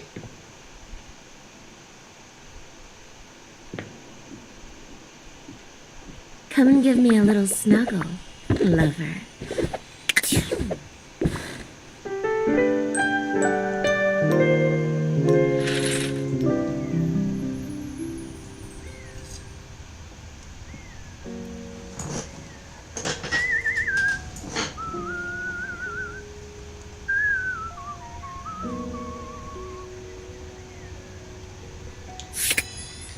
Alright. Feeling good, triangle. Once again, Tina appears to be mentally somewhere else entirely. But this time she's writing something in a small book.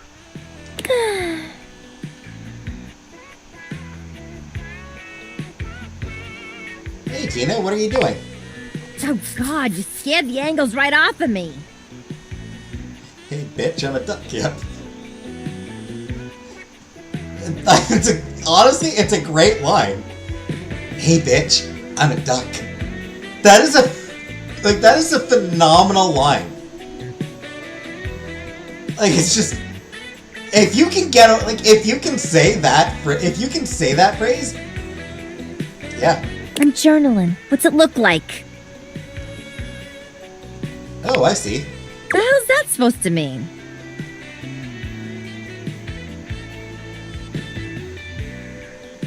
It's so sensitive of you. It is, ain't it? I'm a complex, layered triangle. I'm every triangle. It's all in me. I don't remember the song going that way, but sure. This right here's all my innermost thoughts. You want the secrets to a sexy and exciting life? This is it, baby!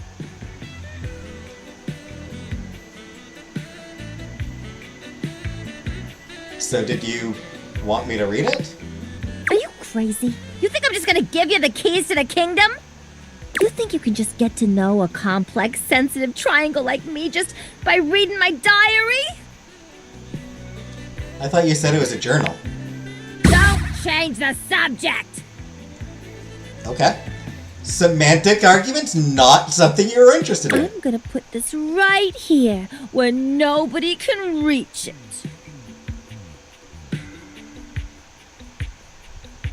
What, just there on the table? Exactly. Okay. I'm gonna leave you now.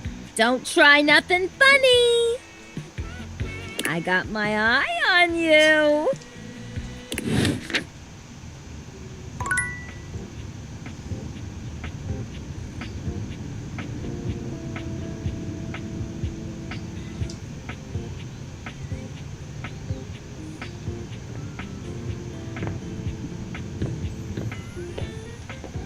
Hey, bitch. I'm a duck. Yeah, that is a phenomenal line. I love you. For real.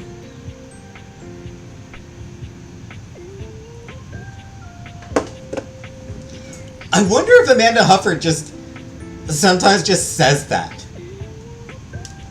You know, like, do you think she just like sometimes just like walks up to her, you know, husband or friends or whatever? And you think she sometimes just walks up to people she knows, like to her husband? I guess. Like, I assume she's probably married. But do you think she just walks up to her husband like, "Hey, bitch, I'm a duck"?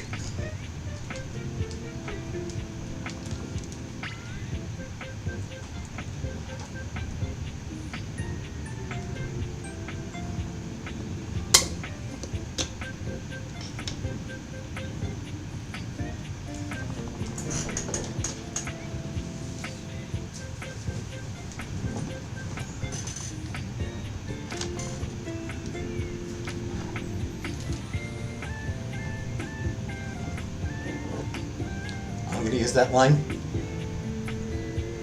Why wouldn't you? Alright, let's continue with the makeup. Well, hello again, darling. Absolutely fab to be in your lumescent company again. What's new with you? I hope all is gorgeous. You are gorgeous. I am indeed.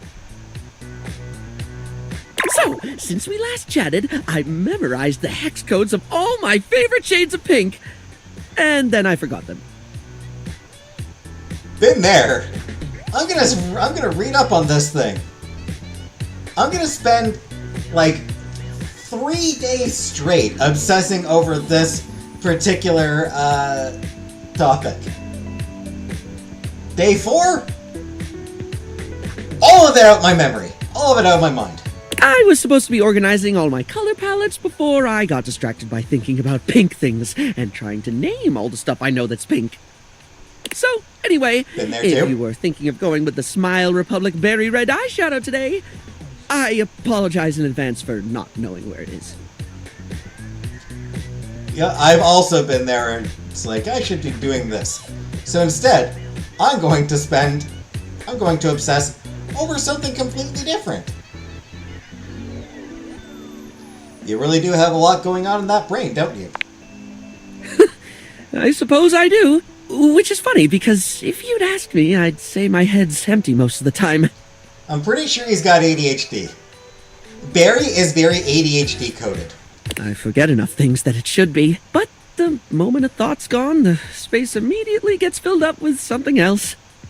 Well, that reminds me, I was actually going to ask if you could help me with that. I mean, from the color coordination on your amazing outfit alone, it's clear you're far, far, far more level-headed than I am, darling, and I'm messier than one gets trying to do the mascara in the back of a moving taxi.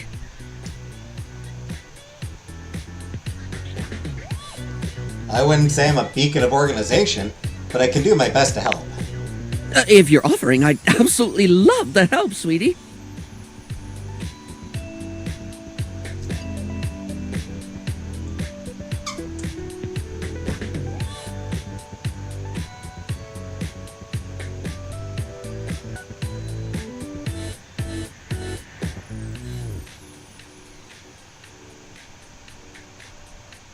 Lately, I've just found it really, really hard to focus on anything. You know, I realized after we spoke last time that I actually can't remember what we talked about. Neither can I! Like, I have little flickers of the conversation, like snapshots almost, but you were really interesting and I enjoyed chatting, and I feel awful that I can't remember anything as if you weren't and I didn't. Don't worry, I also can remember absolutely nothing about our last conversation. Barry falls silent, the weight of his confession clearly getting to him.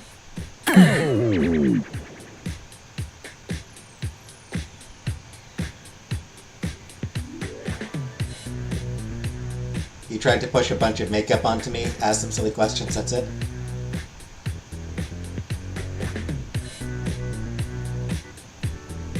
Hey Ari, it's okay to not remember everything. I don't think forgetting the details of a conversation is that terrible a thing to do. It's more than that, though. For example, if I watched a movie, do you know how much I'd remember by the time we hit the credits? Same thing, just snapshots. Maybe a line or two for a while, but it can be more important stuff than that, too. It could be the happiest day of my life, and I'd still walk away with cliff notes that'll fade in no time at all. Feels like my brain robs from itself. Just takes away the things I experience and leaves an outline in its place.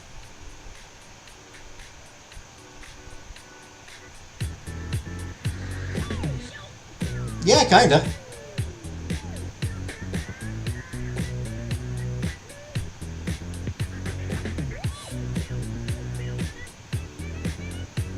About the only thing that never leaves my head is random Simpsons gags.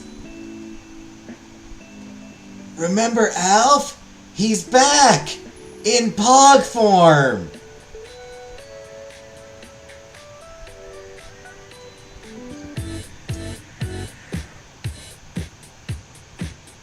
Me feel English? That's impossible! What's a battle?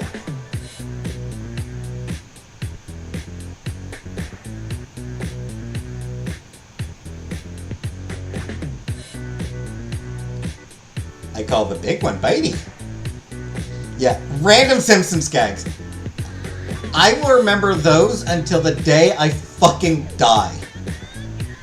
I can feel life crumbling away behind me like a particularly cheap liner pen.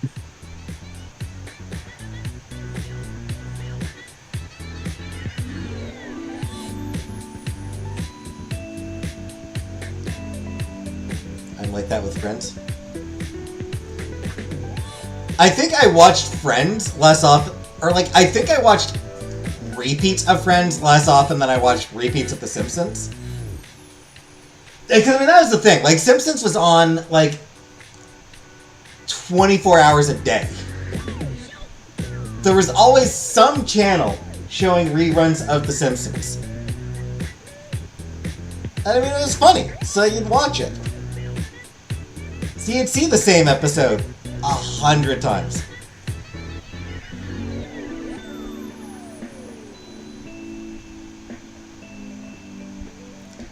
It sounds like you're really trying, though. For some of us, our brains just don't cooperate like they should. I try to remind myself of that. I really don't mean to forget. In fact, the harder I try to remember a thing, the more likely it is that I'll struggle to commit it to memory or get distracted by something or whatever. Then again, my stupid brain's a steel trap for stuff that's totally not all that important. It's just whatever silly thing I'm mega focused on at the time. Yep.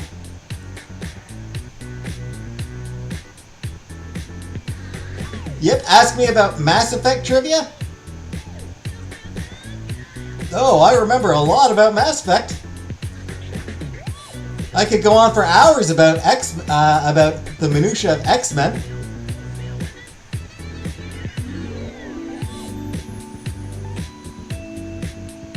Anything important? Why would I remember that? I once learned a whole bunch of meaningless facts about Herne Bay in Kent. At one point, I could quote you every line of I Want to Be Your Gunnery, or give you the history of the pinball machine. Ooh. I could have told you all that. Until I got bored and forgot.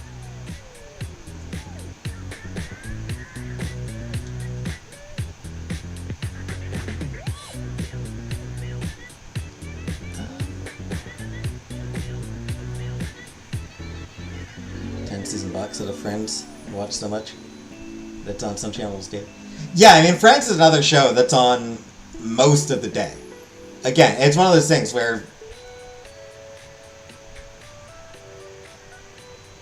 most times a day you're probably going to be able to find some channel that's showing Friends.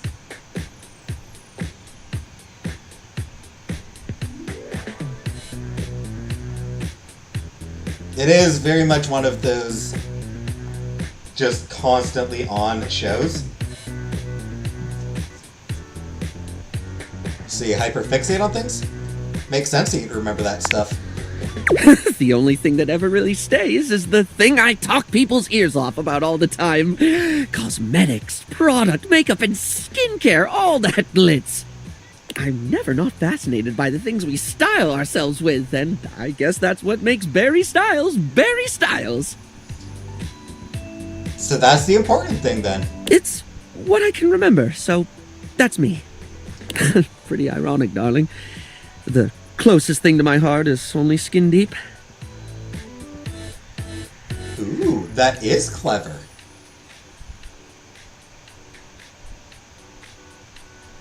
Maybe for some, but you make people feel good. That's definitely something that matters. It's a passion, like you're passionate about it. Barry gives you a warm smile. That's a lovely way of looking at it. You have a beautiful perspective. So, what was it you actually needed my help with? Oh, yes! I forgot that's what actually started this. I can't remember a single thing, and it looks to me like you're able to keep track of roughly 100 things at once. No. So, like, how? How can I at least pay attention to the things I want to pay attention to?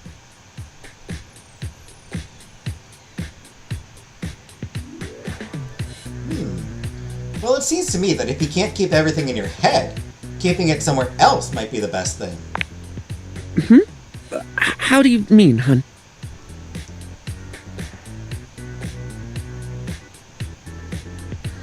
I don't know how to answer that, really. Stuff goes in, stuff doesn't go in.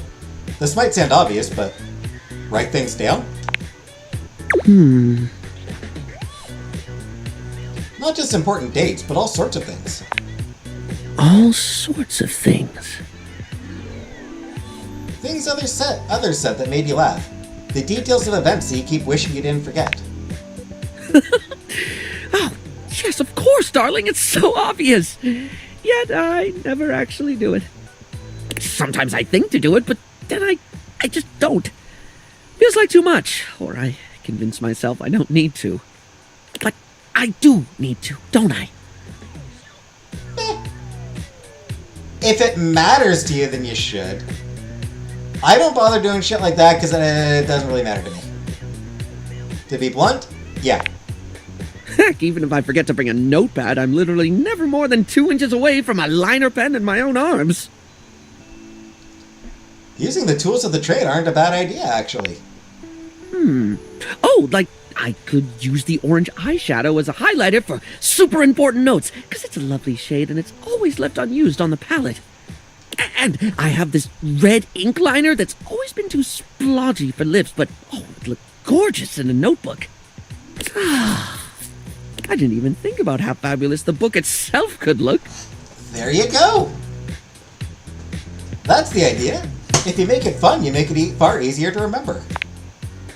I'm getting giddy just thinking about glittering up a notebook, like giving my own memories a makeover. This is brilliant. This is just brilliant. Thank you so much. I love hearing you say brilliant. Brilliant. Now, I absolutely must get to work. I'm glad we helped him.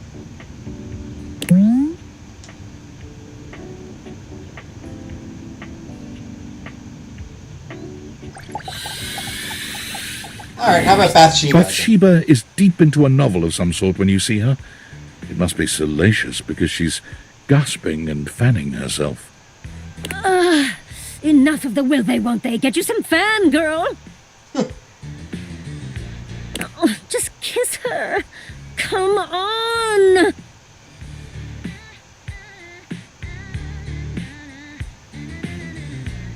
What are you reading? Bathsheba starts, throwing the book your way with a shriek. You take a closer look at the book. A ceiling fan and a pedestal fan, each with varying amounts of cleavage, stand chest to chest in a pose that lets you know right away this is a steamy romance novel. Ooh, she's reading gay romance. Nice. Lesbian romance. Oh man, can I borrow this? Ugh, I wasn't done with it, but sure, whatever. I do have excellent taste, don't I? Bathsheba places a hand on her chest, batting her eyelashes at you. So, we gonna get to making me some friends? Yeah, absolutely. Yay! Okay, I'm not into walking, so let's just stick around here, huh? She looks around the room, her gaze settling on the toilet. Oh, how about Jean-Loup? As you turn your deviated gaze on the toilet, it springs to life. You interrupt, little crapper's piece! What could you want, you hunk like sick geese? You're... That's enough of that. Bathsheba steers you away before the rapping toilet can complete his verse. Yeah, no. Yeah, no to Jean-Loup. Maybe someone a little more beautiful and delicate. You know, someone who can keep up with me. Bathsheba looks around the room, her gaze finally settling on someone standing by the counter. Oh, Barry! Bathsheba waves at Barry, who gives her a surprised but enthusiastic little wave back. She greets him with an air kiss to each cheek, which he returns with the same sort of energy. Yeah, they do seem like they'd get along. Oh, what's this now? Is it my birthday and no one told me? The fabulous Bathsheba come to consort with my humble self? Oh, come on, Barry. I see you all the time. Yes, but do you speak to me, darling? Aren't we, like, beyond words? I wouldn't go that far.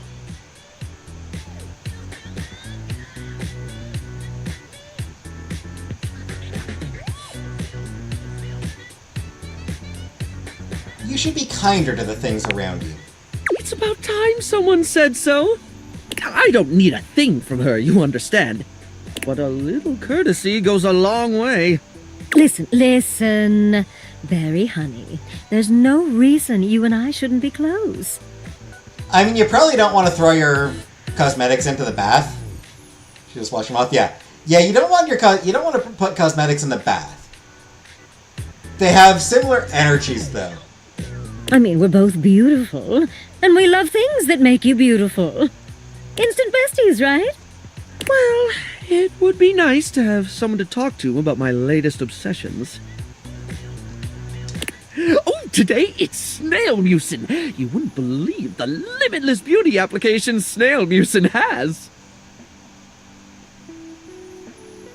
Yeah, alright, go on. Snail mucin. Is that what it sounds like? Just let him explain. Ah, fine. Are you going to allow me to explain, or would you rather this conversation ended here? She looks at you, desperation in her gaze.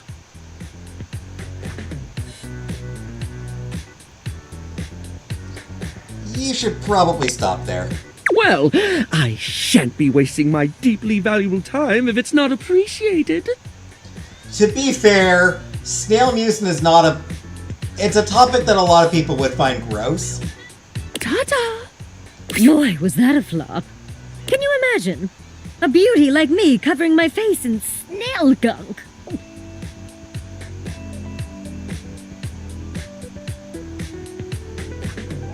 You don't even need it.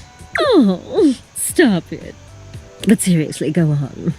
She stares at you expectantly. When you say nothing, she just rolls her eyes and shakes her head. Anyway, next time, we'll just make sure you help me make friends with someone as cool as me. Or almost, anyway. Nobody's as cool as me.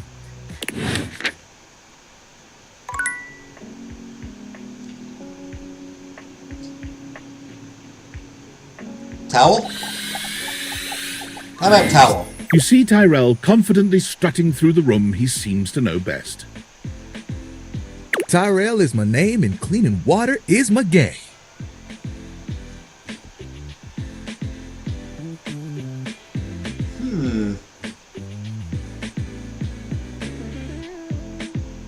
Would Bathsheba and Tyrell make a good pair? Probably not.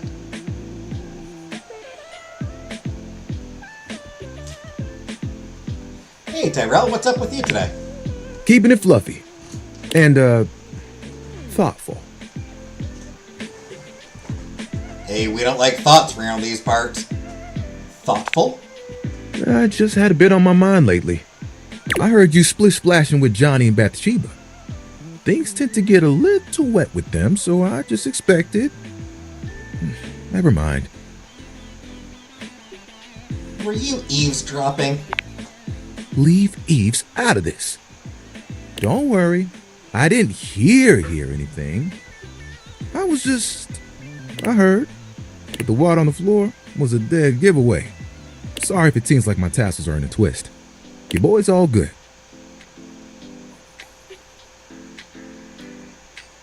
Is there something wrong with Bathsheba? Oh, no. Bathsheba is great. I want to make that clear. Sometimes I get a little concerned. Like I just wish you had talked to me sooner. But I'm glad you got to visit with Bathsheba. I really am. You were cute when you were jealous. Thanks. I mean, it would be true if I were jealous. Which I'm totally not. You sure about that? Of course I'm sure. I mean, I know y'all splash around having a good time. Leaving water all over the floor. Water that I have to clean up. Am I making too much of a mess? No, you're great. I don't mind cleaning it up. It is my specialty. Absorbent is my middle name. I can be more careful next time I take a bath, I promise. No, it's fine. I'm used to coming second, I guess.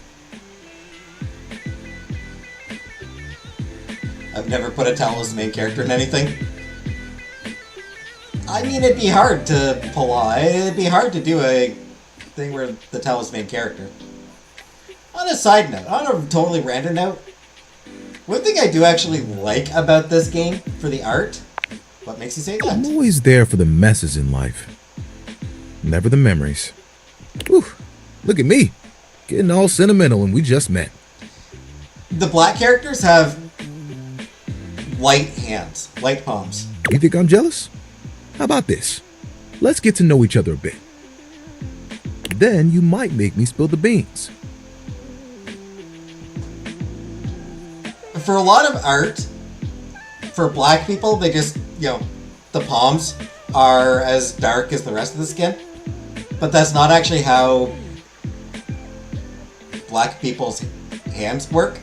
Until then, splash away. I'll get the puddles. Don't worry.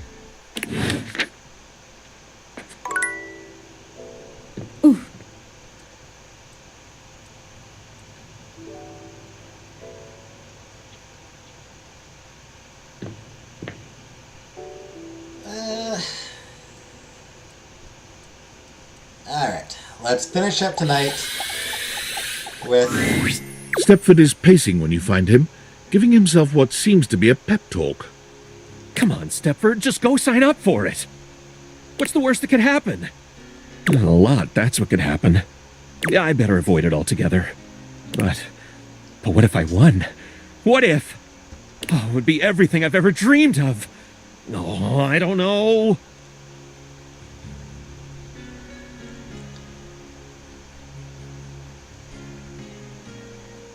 I just noticed the music.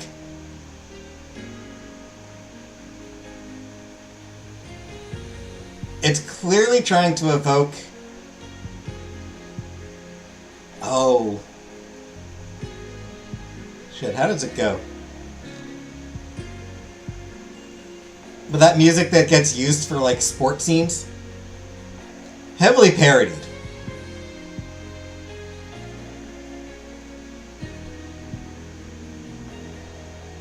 You like any movie or TV show, if it's got like any comedy, if it's got a scene where the main character is, or any character really, where they're like doing something athletic, it plays there's this one piece of music that always gets played. Hi there, seems like you're in a bit of a pickle. Is it that obvious? I mean, you were literally just talking to yourself about it. Was I? Oops. Guess I just feel like I do my best thinking out loud. Remember how I told you there came a decision point in every trophy's life? I think mine has come. But I don't know what to do.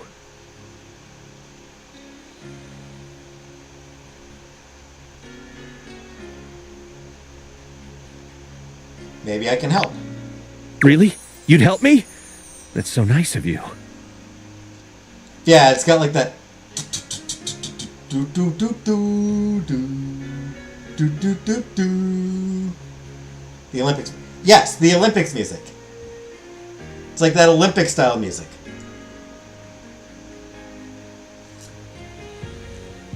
And here I thought everybody hated me. Hang on a second. Everybody hates you? It's because of the way I look. We are the champions. Not that one, no. No, We Are the Champions is what plays afterwards. We Are the Champions. Fanfare music, yeah. We Are the Champions is what plays after like a minor victory. Not even a victory, but like the most minor of accomplishments. Not sure if you noticed, but I'm sort of, well, gorgeous? Took the word right out of my mouth. Because I just happen to look like this, the others tend to get the wrong idea about me. If I don't say very much or look them in the eye all the time, they think I'm arrogant or rude or stuck up. The truth is, I'm just shy. I'm pretty shy too. Really? I never would have guessed. You seem so confident. Well, you're kind of catching me in the midst of a dramatic life change. That's inspiring. Tell me about it. Anyhow, back to the point. What's this dilemma you're having? Alright, so here's what's going on. For years now, the house has hosted an annual Trivialetics competition. It includes a combination of difficult physical challenges and trivia challenges about objects found in houses. It's always a fierce competition, and everyone comes out to watch. The crowds, the cheering. It's my favorite thing. But? Well, every year I am presented to the winner as a trophy. It's truly an honor. I spend days preparing. After all, I absolutely must have the chiseled physique that aches to be handled. The dazzling golden tan that captivates the eye, and the sly, mischievous smile that just melts my clothes off? naughty. But also, let's see if it works later. Anyway, I always get brought up on stage, making my big victorious pose. And I listen to the cheering fans and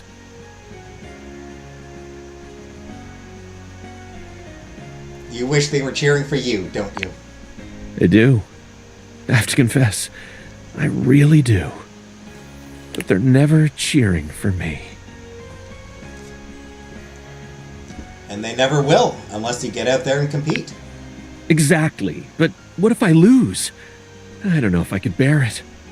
It would be so embarrassing. I'd have to admit in front of everyone that I spent all my time training to win, and no time preparing to be a great trophy. My physique would be a mere tantalizing. My tan? A dull silver at best. And my smile would be an ordinary, run-of-the-mill, irresistible. There's nothing ordinary about your smile whatsoever. Maybe that's because you're giving me something extraordinary to smile about. And so you see, my time of decision has drawn nigh. Dare I try my hand at being a trophy winner, or remain a winning trophy? There can be no middle ground. What do you think? Should I spend the remaining time before the Trivialetics competition preparing myself to be the best trophy out there? Or should I sign up to compete and spend my time training? Go find somewhere private to hang out. No! Bad Nicole!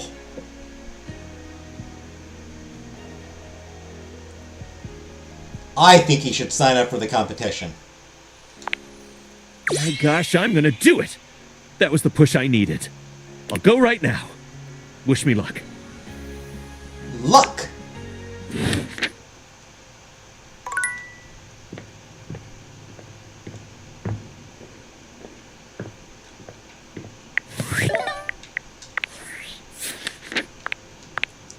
Tina revealed that she keeps all her sexy secrets in her journal, which she put right there on the table. Don't read it! Or, you know, do.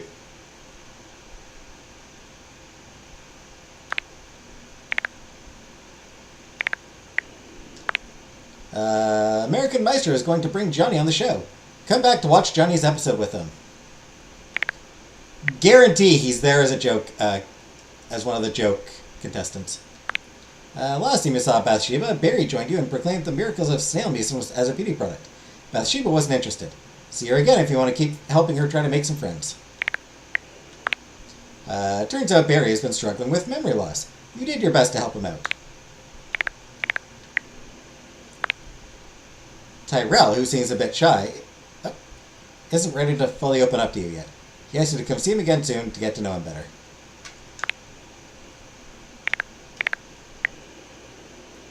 Oh, wow, I missed a day. Turns out Varya is studying to become a doctor.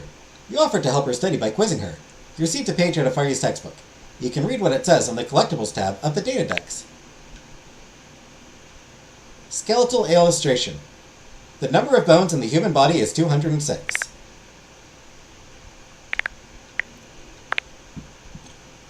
Winifred revealed her crush on Washford in your last encounter. She also began telling you a bit about the previous tenants and their relationship.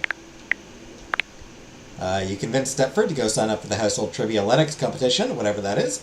Go see him again to see how training is going. And Von Trapp wants cheese. He's not opening up without some cheddar. Check the fridge.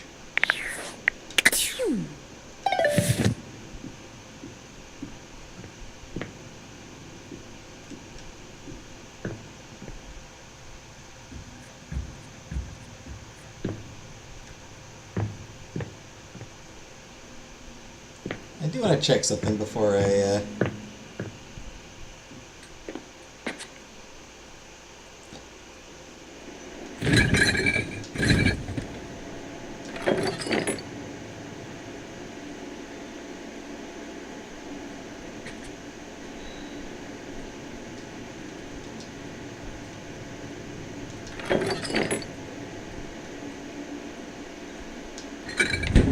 Oops.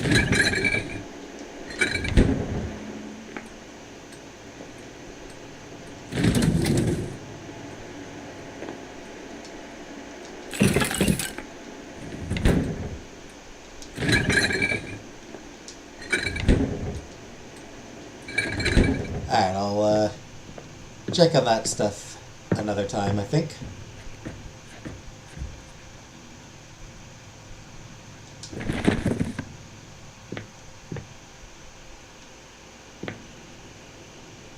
I might also look up for the trivia, or for her journal,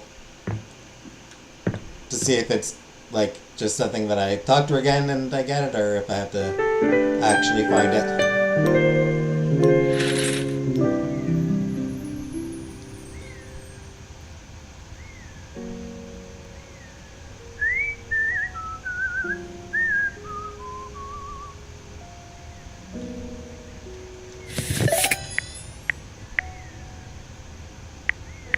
Oh, my stats do it again?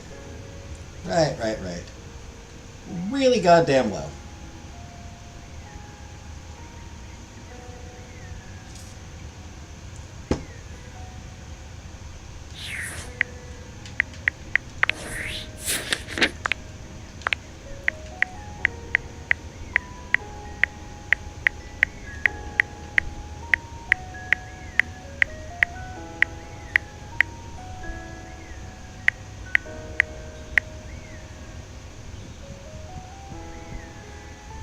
So 28 complete.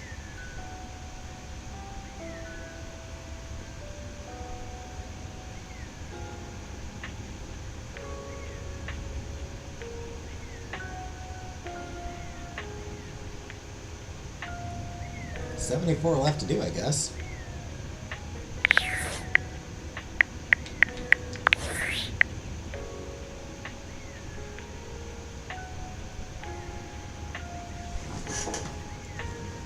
I don't know. It feels...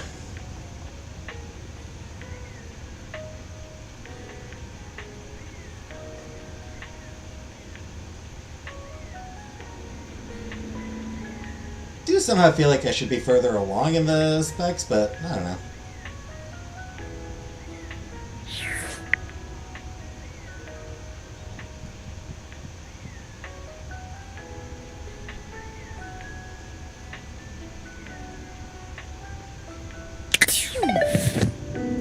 Regardless, that'll do for tonight.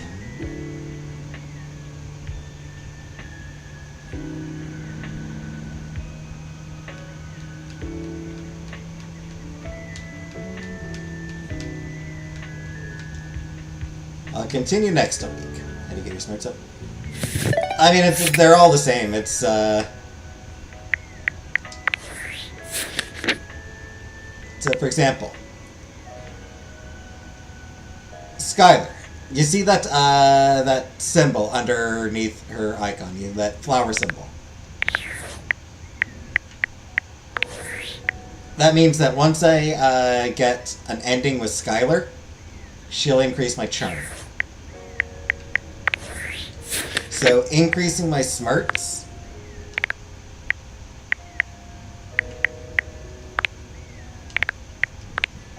means getting an ending with somebody. So Timothy, for example. Timothy would make me smarter. Art would make me smarter. Dolly, apparently.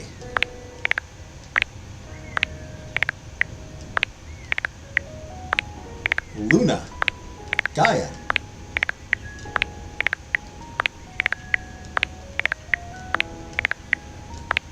Mitchell. So it's just kind of a coincidence that I've been sort of leaving off people.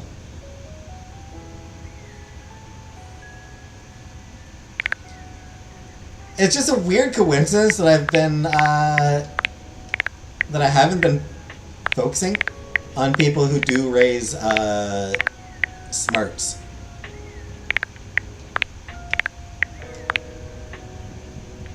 Fryer does, and I do want to finish him up soon. Because I hate him.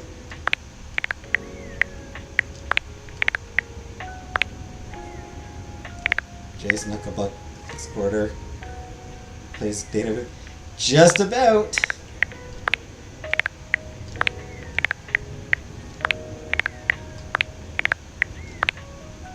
Maria does, I'm working on her. Lyric, and I think I'm actually pretty much ready to finish off Lyric, maybe.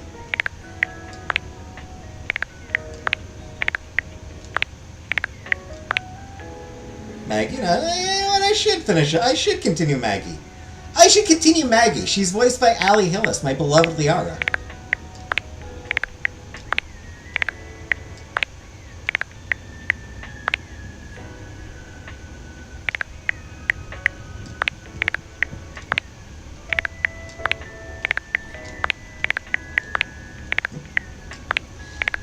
Yeah, it's one of those things where because there's so many of them, so many characters, I sort of get distracted.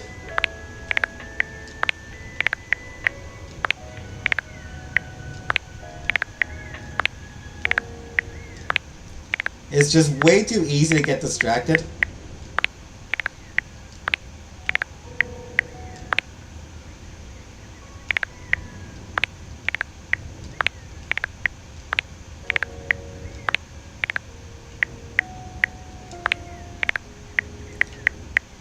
I should get back to Shadow Lord, actually.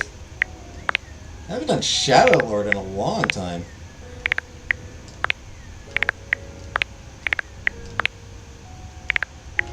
Oh, it looks like they don't actually, Oh, of course, because they can just sort of like... So these two don't really count towards your, specs totals.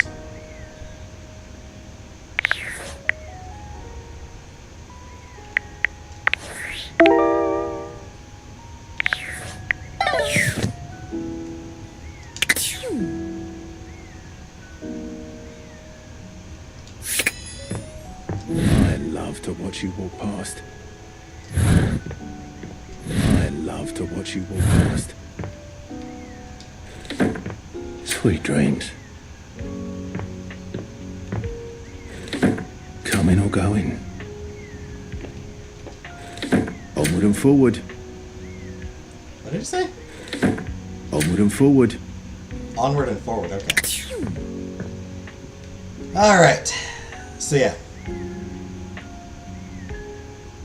Next week, more objects. More fucking around. More just trying to progress.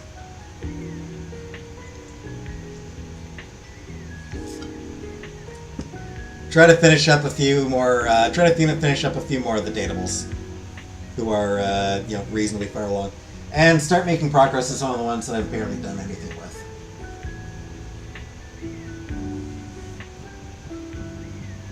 So, thanks for watching.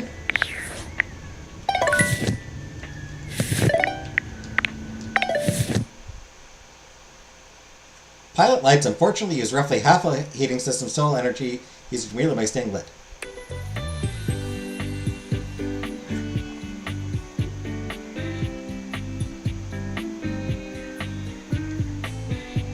Then before I can finish reading them. Pilot lights unfortunately use roughly half of a heating system's total energy usage merely by staying lit. However, they can still be used during an electrical outage. Interesting. So yeah, thanks for watching, and good night, everybody.